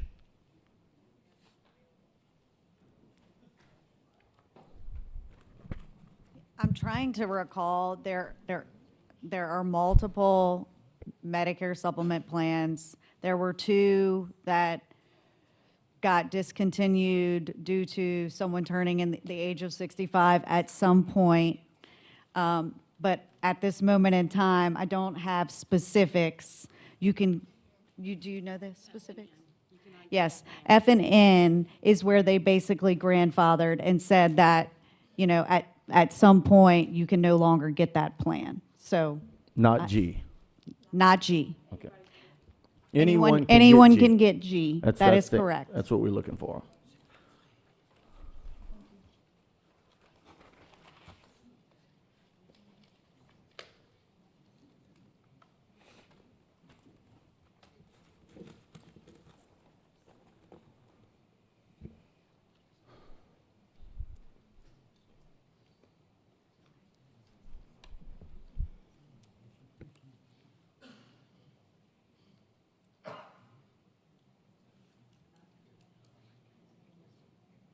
It's going to take a moment, Mr. Hidalgo.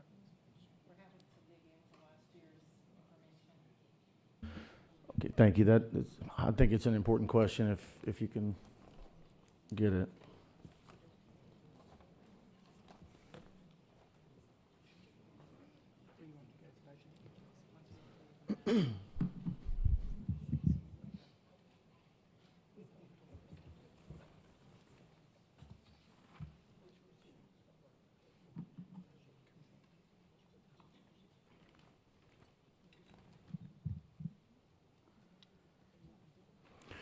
while she's pulling that information, if Gallagher could possibly weigh in, some of the comments from the public earlier, I don't remember who, were, oh yes I do, were along the lines of Medicare supplement versus Medicare Advantage. And you guys touched on it. You can't, one part doesn't include prescription drug. The cost is way higher if you would go on the supplement. But two, on the supplement, if your doctor does accept Medicare and you had a supplement, not the Advantage network plan, could your doctor say, well, we don't accept this supplement? They shouldn't. No, can they? Well, a doctor could do whatever they want to do. Okay. But the rule is that if they accept Medicare, then they should accept the supplement. Supplement and the Advantage plan. And the Advantage. Okay, thank you. I don't know if this number will help answer a question about, is this premium increase going to offset the actives? This is a number for those who have Part A and Part B. So we have retirees who have A and B, and that's not on this schedule. But we're really only talking about a premium increase to those with A and B, that discount being removed. Their average cost, including EGWP, drug subsidies, rebates, taking into consideration all those credits, their cost is averaging $453.56 per retiree per month. So as you think about that cost increase, it's still not covering the cost of their claims.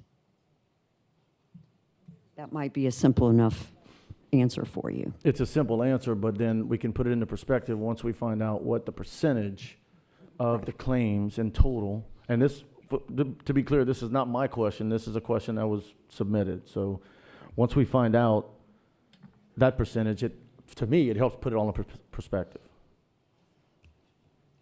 You guys presented this to us before, so. We went back and pulled the final budget report. 34% is that total that you're looking for Medicare eligible members. So 34% of the claims. Correct. Okay, and so let's do some math. You have what percentage of our membership, not employee? Come see Tony. So You're retiree looking for population membership? is 41%. Yeah. We'll clarify it. I'm sorry, we have got it pulled up. Hang tight.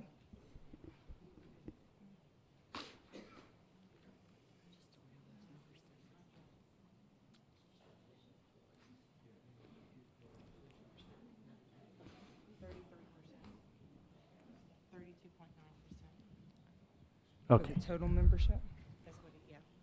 Say it again. What was it? Tony, come see. Yeah, he's got the numbers.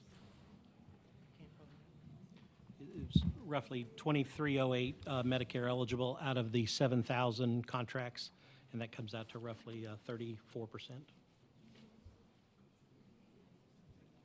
33%, excuse me. Let's speak loud. Yep. And let's clarify that number. We've asked for several numbers, so please clarify exactly what you're describing. There's 2,308 Medicare eligible as of June 30th out of the 7,000 contracts. That comes out to 33% of the population. So 33% of our membership are retirees. Remind me of the percentage. No, Medicare, Medicare eligible yeah. retirees. Forgive me. Yeah, thank you. And remind me what percentage of claims are from that same population. 34. What did we just say? 34%. Okay, so hopefully that answers the question. 34% of based on this question, 34% of the claims come from Medicare eligible retiree population, and that same population represents 33% of the entire makeup. Okay, got it. And just what Melody was saying about the cost, if they were on the Medicare Advantage, would be exactly half. Would be half of that cost on the Medicare Advantage. But that's not part of the question. Yeah, well, thank you for that, but yeah, not part of the question. Gotcha. Yeah, that information will not be retained. So if you guys want to continue on, please do.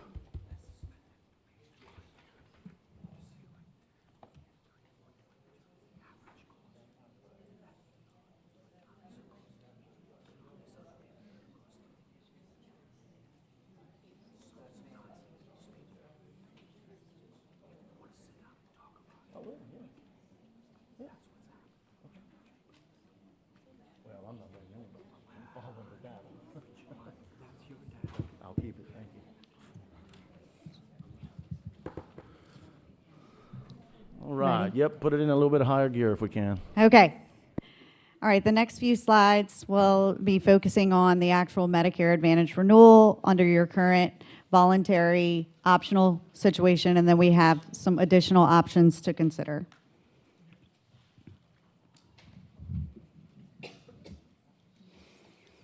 This slide basically is showing your current Humana plan, Humana Medicare Advantage plan, and the current rate per member per month of $213.21. Currently, you have 423 members enrolled under this plan. The Humana renewal is coming in at $229.06 per member per month. Retirees do not pay any premium for this plan. There is an option for Blue Cross here, but we just really wanted to be transparent and show, the renewal premium amounts and then what Blue Cross's premium amount is. We can go to the next slide. So that the Humana, I'm sorry, go back one page. I just want to mention that this would stay in place as a voluntary option, with the increase in the premium to the Blue Cross members that stay on. The next option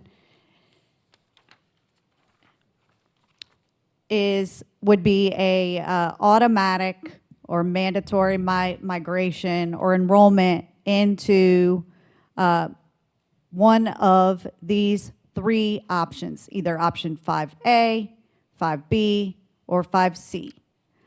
5A, you would have the Humana plan without the comprehensive benefits of dental and vision coverage. Option 5B, it would be with a full dental and vision program built into the Medicare Advantage program. And then option 5C is with Blue Cross of Louisiana, which includes the comprehensive benefits. Under any of those scenarios, the retiree would continue to pay $0 for the premium. This is just some benchmarking information that we've included. I know you asked about that previously within our presentation.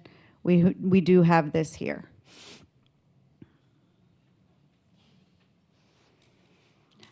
This would be a timeline for the Medicare education rollout in the event that it is passed to move forward with a mass migration or mandatory migration. We would like to, of course, Gallagher, including the vendor who you go with, we would continue to support and educate, and we hope that we would continue to do that. If this doesn't get passed through, we will continue to be a resource to help educate throughout the year.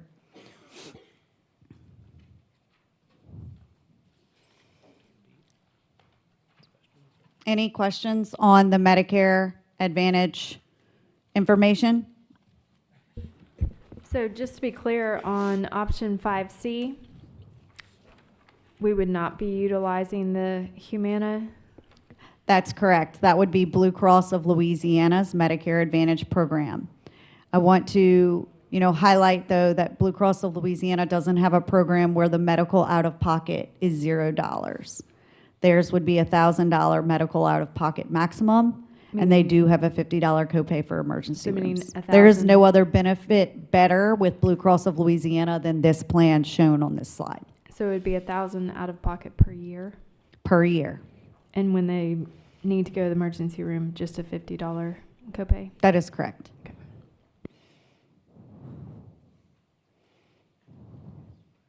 Any other questions on the Medicare Advantage options?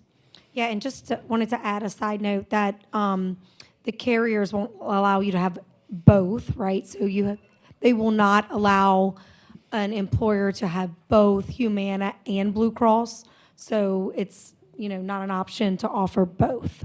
We did clarify. You mean to offer both as You can't a have Medicare two. eligible employee? You can't choose which. You can't have two. An employer group cannot offer a Humana Medicare Advantage and a Blue Cross Medicare Advantage and give your retirees choice. They won't allow. So someone who's currently chosen to do our Humana Medicare Advantage plan would now have to switch to the Blue Cross Blue Shield of Louisiana plan if we chose that. If you chose that, yes.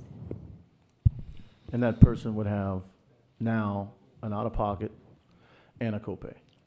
That is correct.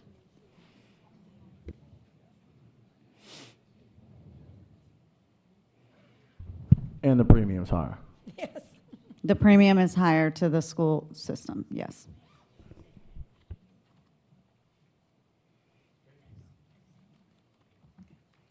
Okay.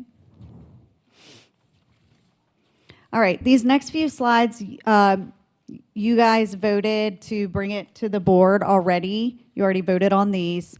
I just want to highlight some things because I felt like in our last meeting, we had to move fast towards the end of the presentation. And we have to do the same thing. Okay, well, just the items that weren't spoken on.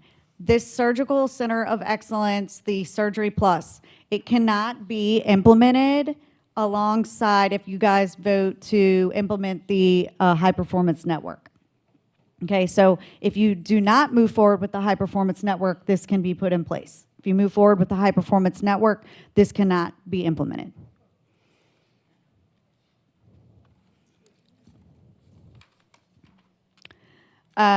TRIA Health, there's really nothing to point out here that wasn't mentioned. We showed disruption. I have a question. Yep. In the comparable parishes like ours, how many people, how popular is the Surgical Center of Excellence? How many people are using that sort of plan? A Surgery Center of Excellence program refers back to what Melody was stating earlier. It's really focusing on population health. But again, remember, this program is voluntary to the members. So if they don't want to opt into it, they don't have to. If they want to hear about it, understand it, and be steered to a surgeon that specializes in that type of surgery, and they want to do that, then they certainly can opt in, and then there's an incentive to the member if they want to. But they don't have to utilize this program. And the Surgical Center of Excellence is chosen by whom? Surgery Plus. So what happens is every one of your members, if you implement this, they'll get an ID card. It'll have Surgery Plus's information and the communications to your employees and retirees that are on the Blue Cross, that are on the Lafayette Parish self-funded plan. Will be able to contact them knowing that they might have a particular surgery. They'll have a case manager discuss what their needs are, what type of surgery, then refer them to the best surgeon that handles that particular surgery. If they so choose to want to do that, then their deductible coinsurance could be waived. If they don't want to, then they would just pay the regular benefit under the Lafayette Parish self-funded plan. Okay, thank you. So I want to jump in right quick, only because people are leaving, rightfully so. This is very important. We need to clarify some statements that were made earlier. First of all, I want to read a question that leads right into it. You're saving less than $2 million from regular employees. You're saving almost $4 million from retirees, yet retirees are only 33% of the claims. Why? I need to clarify, and staff and Gallagher, please, when we ask these questions, we need a holistic answer. So earlier, you told me it was 33%, but that's only claims. That doesn't include fixed costs, and that doesn't include prescriptions, which is what's throwing this whole thing out of whack. So moving forward, when we ask for these kind of numbers, we need the holistic number. So I've got a chart here that shows that 65 plus average claims cost is $3,400, where you see some younger categories that have a higher average claim cost. And while that is accurate, that number doesn't include prescription drugs and fixed costs. So to answer that question, and to please, when we ask for these numbers, we gotta have a holistic view, because that's a misrepresentation of, you guys know it, we don't. So moving forward, please keep that in mind. I know that sometimes we ask questions to put you on the spot, and I'd rather hear, I don't know, than to hear an answer that we heard, because now 30 people left and they're not gonna hear the full story. I'm finished with go ahead, Superintendent. So just one clarification. So the surgical portion, you cannot do that if we are doing Blue Connect. Is that what you stated? That is correct. So you can't do both. No. So if you do Blue Connect, which I don't think this committee has passed Blue Connect, right? But we did pass surgical. In the last meeting you did. Yes, okay. I just Yeah. wanted to make sure, because you stated that, and I know you went through a lot of Blue Connect stuff. Yeah. So, okay, so we did not do anything with Blue Connect. We did take care of surgical. That's correct. Okay, thanks.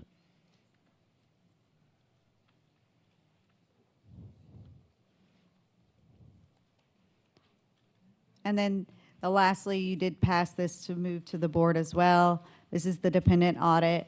There is a cost associated, but the below average savings, which we calculated in our executive summary, is $594,000. This is ensuring that you're in compliance with your eligibility rules under your self-funded plan. You typically are supposed to do this every 3 to 5 years. And this brings us back to kind of those other options that we discussed throughout the night.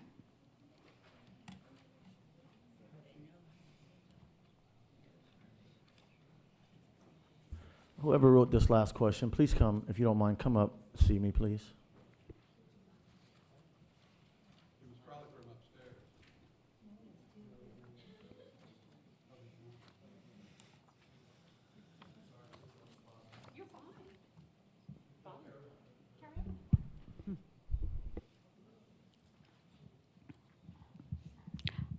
I have a question real quick. Hey, so last meeting, we voted to vote on option 2A without the benchmark, right? Without the benchmarking.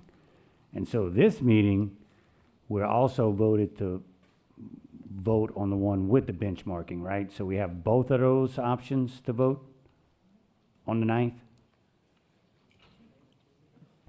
I'm not sure if we made that recommendation at the last one, did we? We did it the last one, for sure. Actually, the last Did we board decide meeting, to? Okay. yes, ma'am, it said that, Both of them. that the Board Insurance Committee bring to the full board a recommendation of Medicare eligible retirees with Part A and B who are currently in the group BCBSLA plan will no longer receive a discounted premiums for having Part A and B effective January 1. Just wanted to make sure we're clear. Yeah. Thank you.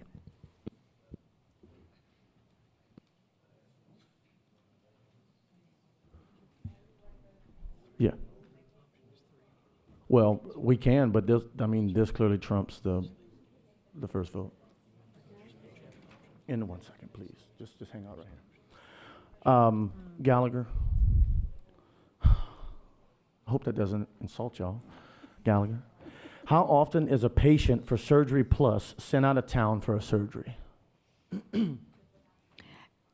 It's unknown at this time, but again, it's a voluntary benefit. You don't have to choose. What happens is you speak with Surgery Plus, they then look at what particular procedure you have, and then they give you the options of the best physician that can treat that particular surgery.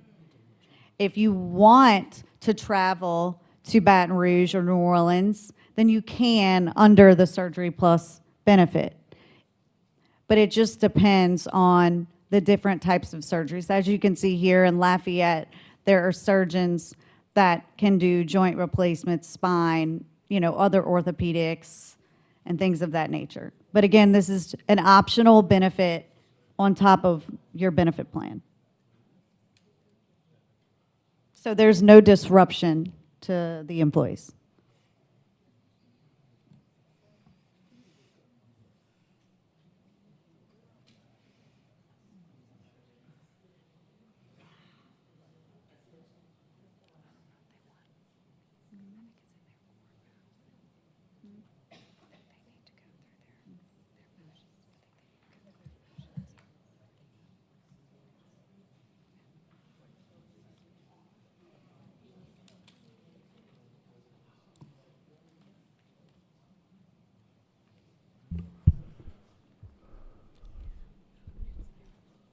So at this point in time, are we waiting for data, or are we waiting on it for action? I think we're waiting for action. Okay. So with my previous motion, I believe that recommending 2B, it trumps the previous. It does. I mean, it So- absolutely does. Do I need to make a motion to withdraw that recommendation?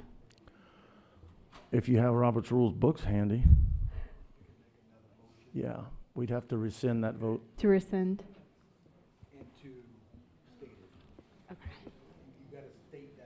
Yeah. All right, so I'd like to make a motion to rescind previous meeting's motion. Christy, can you help me with the Yeah, we need the verbiage wording? of that motion, please.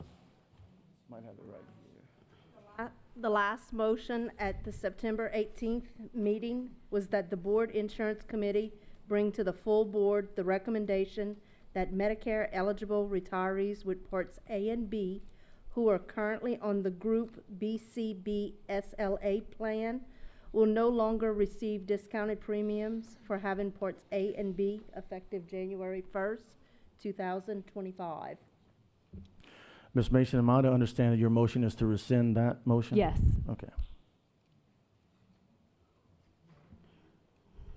All right, we have a motion, and I second that motion. We're going to open that for public comment. So we're going to ask you guys again to vacate. Just to be fair, the public comment that we will accept will not include questions. It is for or against the motion. In order to keep from screaming at me, please keep your comments to 3 minutes or less, and please speak for or against the motion on the floor. We will, at this time, anyone who would like to make a comment on this motion can come forward, and I will do my.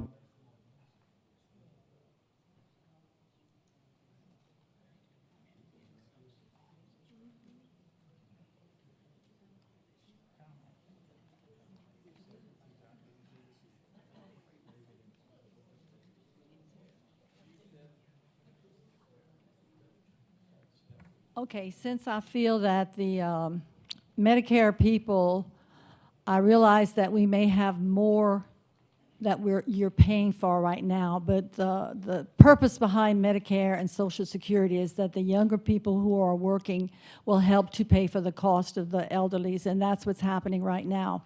Y'all said we have 33% of the people and we're costing 34%. I think that's negligible. You are increasing this again, even from last week, which is totally unfair. And you're saying what we're costing is $2 million, but I would like to know what we're saving by being under Medicare, the 80% that they pay for most of our hospitalizations and doctor visits. And I would hope that you would put into consideration the amount that is being saved by those that are under Medicare. And go back to your Plan 2A at least. We are very willing for that.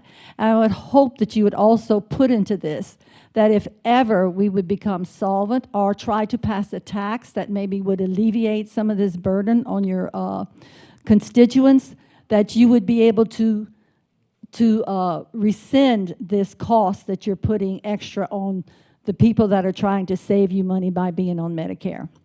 I hope that you would consider that. I think it's very important for you to consider, especially since you know what most of these people are making, and Honestly, when you retire, you get no increase. And the fact is that what you were stating, that the other people are having to pay this, when we went into education, we knew we were never going to make a lot of money. The two things we knew is that we were going to get a retirement, and we knew it wasn't going to increase, but we always trusted that we would have good health benefits. The Advantage plan, every doctor, everybody that I talk to says stay away from it. Out-of-state people tell us the same thing. The Humana Advantage. The Humana is what they say, Humana. Now, sometimes you can't get something better for less money, and I think that's what's happening with Humana. Eventually, it's going to fall apart, and where would we be then? Thank you for your consideration of all these.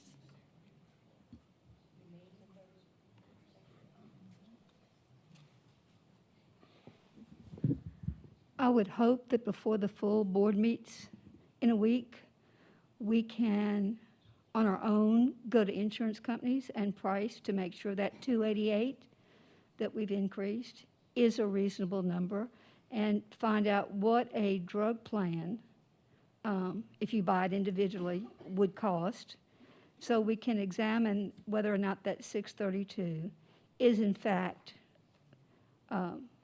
a fair and accurate number, since the numbers, in our opinion, have changed multiple times in multiple ways.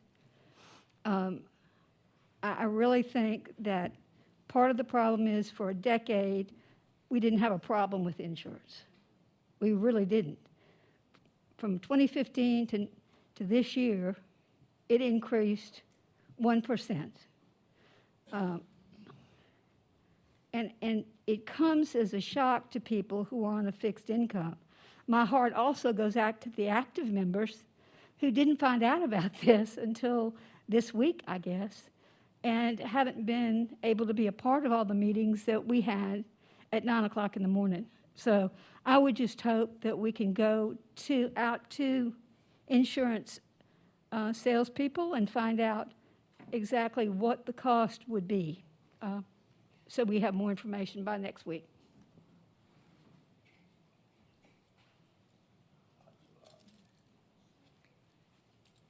Now, I'm a bit confused. The 228 increase is to keep what we already have, correct? Okay, well then that includes drug coverage also. Okay, so she doesn't have to go out and look for an additional drug plan, because everything will be covered exactly like it is for 228. Great, that's what I wanted to know. Thank you.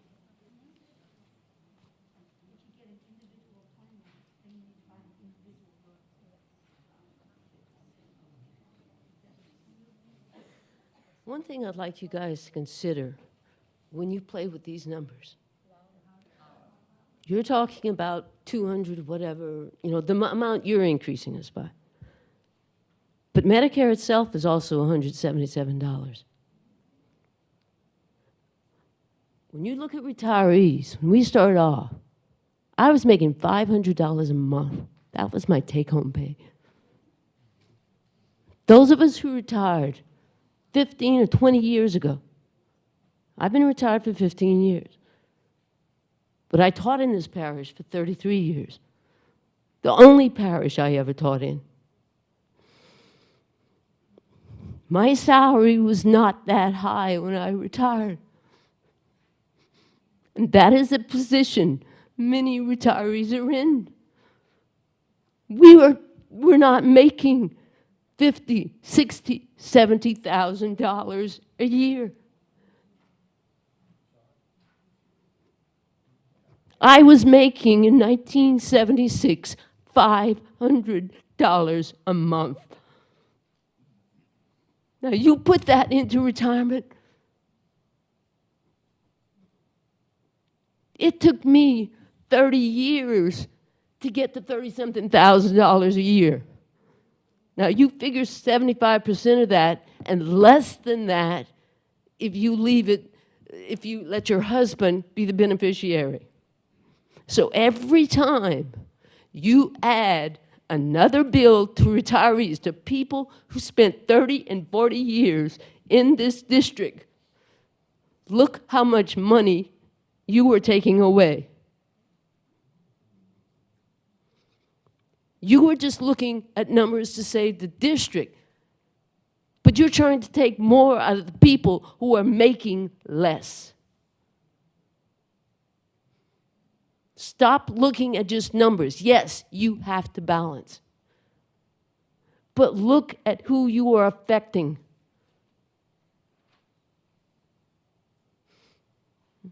If I would have known this in 1976, I don't know if I would have stayed in this parish. Because I don't normally come to school board meetings. I'll be honest. But I look at what you are doing to us, those of us who spent 30 or 40 years in this parish. You're just looking at the numbers. You're not looking at what you're doing to the people who are not making very much money.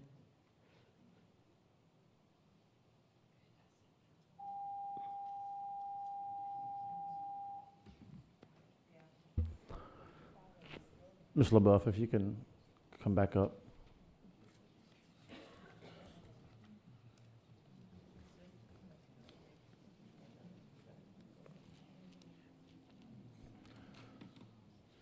Two sets of questions. First one's, if the premium increase is approved by the board, the premium for the single retiree would go up to the number we've said was 228. Is that the only option that the retiree has, is to pay an increase in premium of up individual, one retiree of $228? No, sir. I mean, they do have the Medicare Advantage plan from the district, the LPSS one. Is that What is the you're asking? premium of that Advantage plan if the retiree says this increase is not palatable to me? If it's retiree only, it's a zero premium. So therefore, they're only paying the Medicare Part B premium, which is roughly $175. So one option is LPSS plan, which the premium arguably will increase if the board passes it. The other option is a decrease in premium to $0. So they would be paying nothing? Zero? If it's retiree only, it's a zero premium. If it's a retiree So let plus me a clear. spouse, both under Medicare, they'd have to be under Medicare. It's $49. Right. So there are still options. It's no more, you got to go one way and that's it. There's an option here. There's a decision. There's a life decision to make on, do I want to stay where I am and pay a higher premium? Or do I want to move somewhere, get a lower premium? And I talked to a hospital administrator today from Lafayette. I've talked to physicians. Every insurance company has said it. Every consultant has said it. The plan, should they choose to move to it for a zero premium, is every bit as good healthcare as LPSS's plan. Yes, Is that an accurate statement? Yes. Okay. So there's an option here. It's not that you're going to have a premium increase. You have to make a choice on whether or not, and I gave the scenario last time where I know of someone in EBR that did that. They stayed on the plan. They were paying almost $700, and they were like, what the world am I doing? And they switched over to their Medicare Advantage plan, and they're paying $0. And he's like, what in the world was I thinking? The point I'm trying to make is there's an option. Okay. Correct. We Yes. have to get that across. We don't have to get that across to 80 people. We got to get that across to 3,000 people, should this motion pass. Second question, prescription drugs. What is the amount, or preferably the percentage, of the prescription drug claims from that population that we talked about earlier? We're going to have to pull that data, mister. I don't want to give you... If you don't have the exact number, do not say a number, please. Got it. Please. Okay. Can I ask a question? So LPSS pays the Medicare Advantage plan for the retiree. correct? Yes, ma'am. Okay. And that We is. paid that premium. I heard it referenced a while ago. $213.21 the LPSS pays. So that premium's going to increase due to the Right. Inflation Reduction Act for next year. But yes, you're looking at current numbers. Have you run a disruption report for the current retirees if they were all on Humana for providers? Yes, we did Meaning- get some information back from Humana on that today. I'll call Gallagher up Right. here to Meaning help how answer. many doctors would not be on the Humana plan in our area?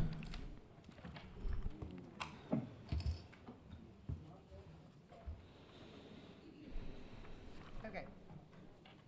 Want to make sure. Okay, so what we did was we requested a report of providers that are being utilized under the Blue Cross plan by those Medicare eligible retirees with Part A and B.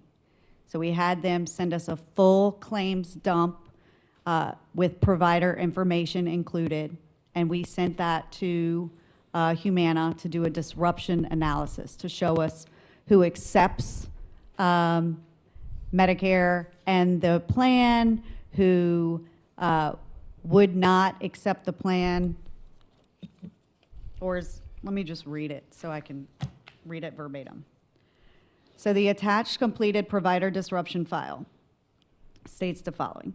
Based on provider status as of September 2024, in-network providers in our extensive national Medicare Advantage PPO passive network are identified as CP contracted providers, so those that are contracted with Humana, providers not contracted in Humana's PPO network, but who have a history of billing us are identified as NCA non-contracted but accepting, providers not contracted but we assume accept Humana on a passive PPO basis and have been identified as NCAA non-contracted accepted assumed, providers who are not contracted with our PPO network and who generally do not see Humana members on a passive basis are identified as not contracted, not accepting.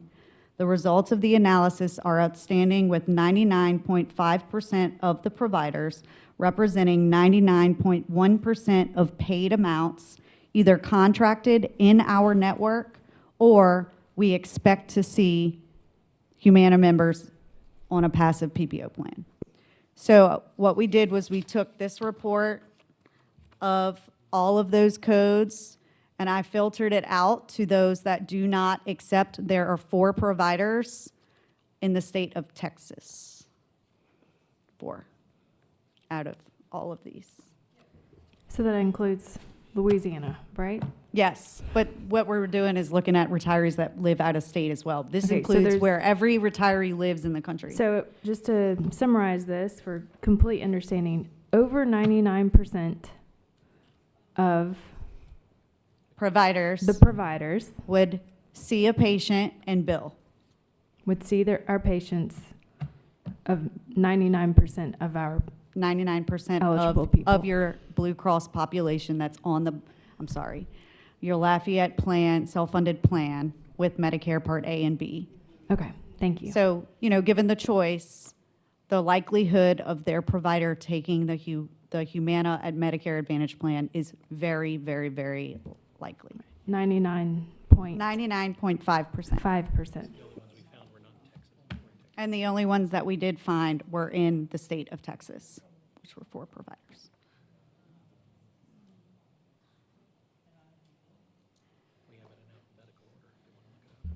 Define provider. Provider, doctor, facility, any healthcare provider? Services for medical coverage?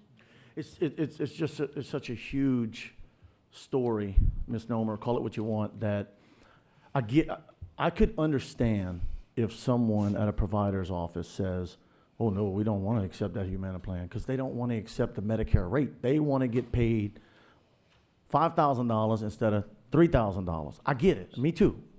But just because they don't want to take it doesn't mean that they don't. And I've verified this with every professional. I talked to a hospital administrator today.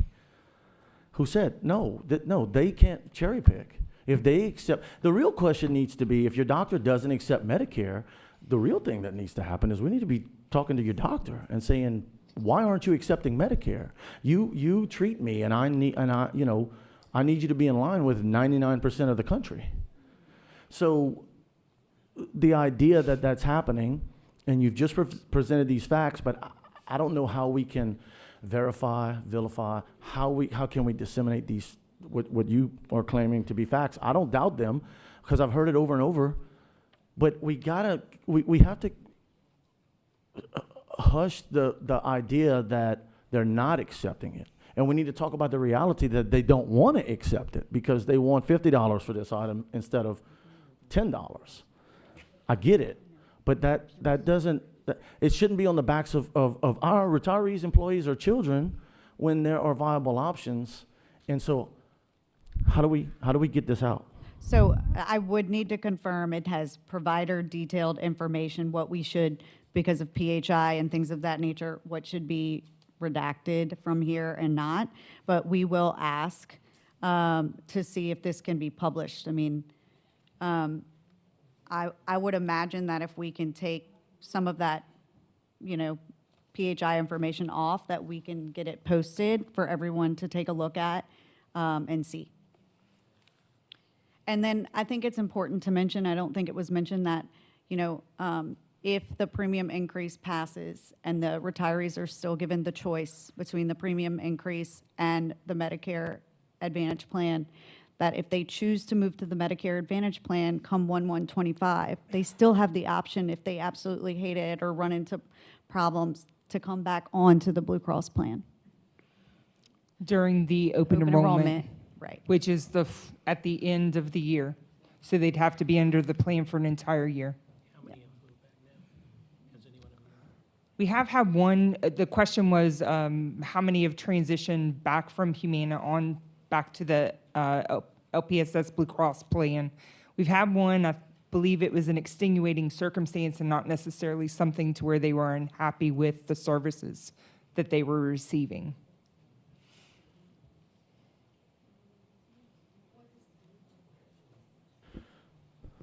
Do you have anything else to present?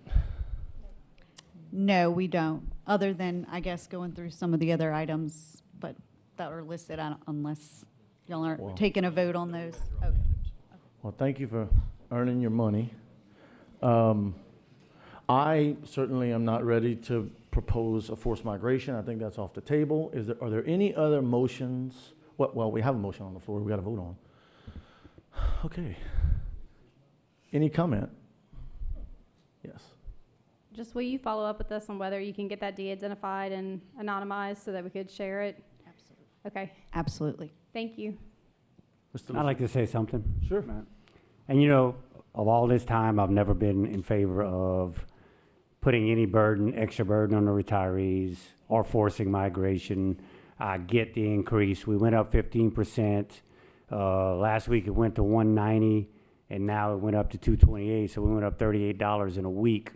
I get the financial burden. I really do. But I don't believe that the retirees should shoulder all of the burden for this financial downfall that we have. So I feel that we could come up with other options. That's why we have Gallagher. They do a great job, but I'd like for them to come back at the next meeting and give us more options. That it's not strictly on the retirees. And before I say anything else, I want to thank Ms. Zarang. Her comment where she helped teachers that didn't know anything about computers. I taught next to Ms. Zarang for a long time, and I was one of those people that she told me I had to use a computer at some point. I am much better, Ms. Zarang. Not much better, but a little bit better because of you. So thank you.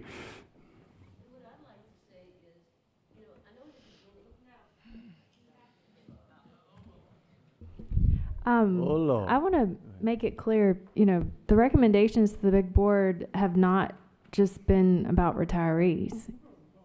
There have been significant increases to our current employees. Were y'all not at the last meeting? Can you clarify I that would concur from with you, Ms. Mason. Trish? Thank you.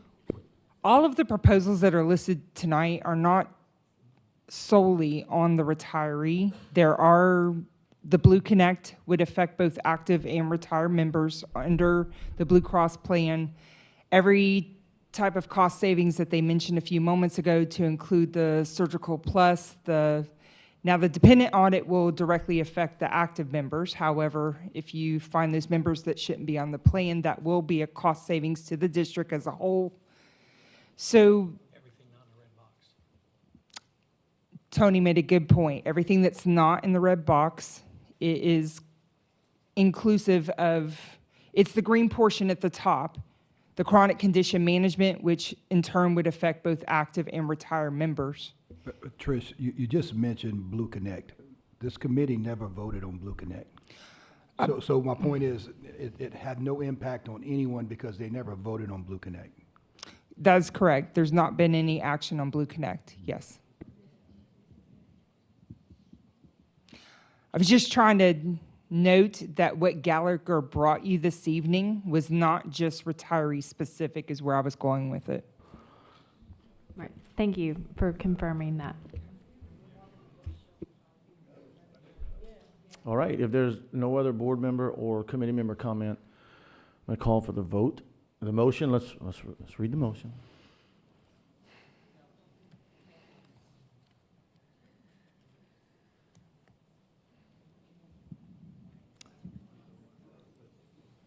Do you have the motion up?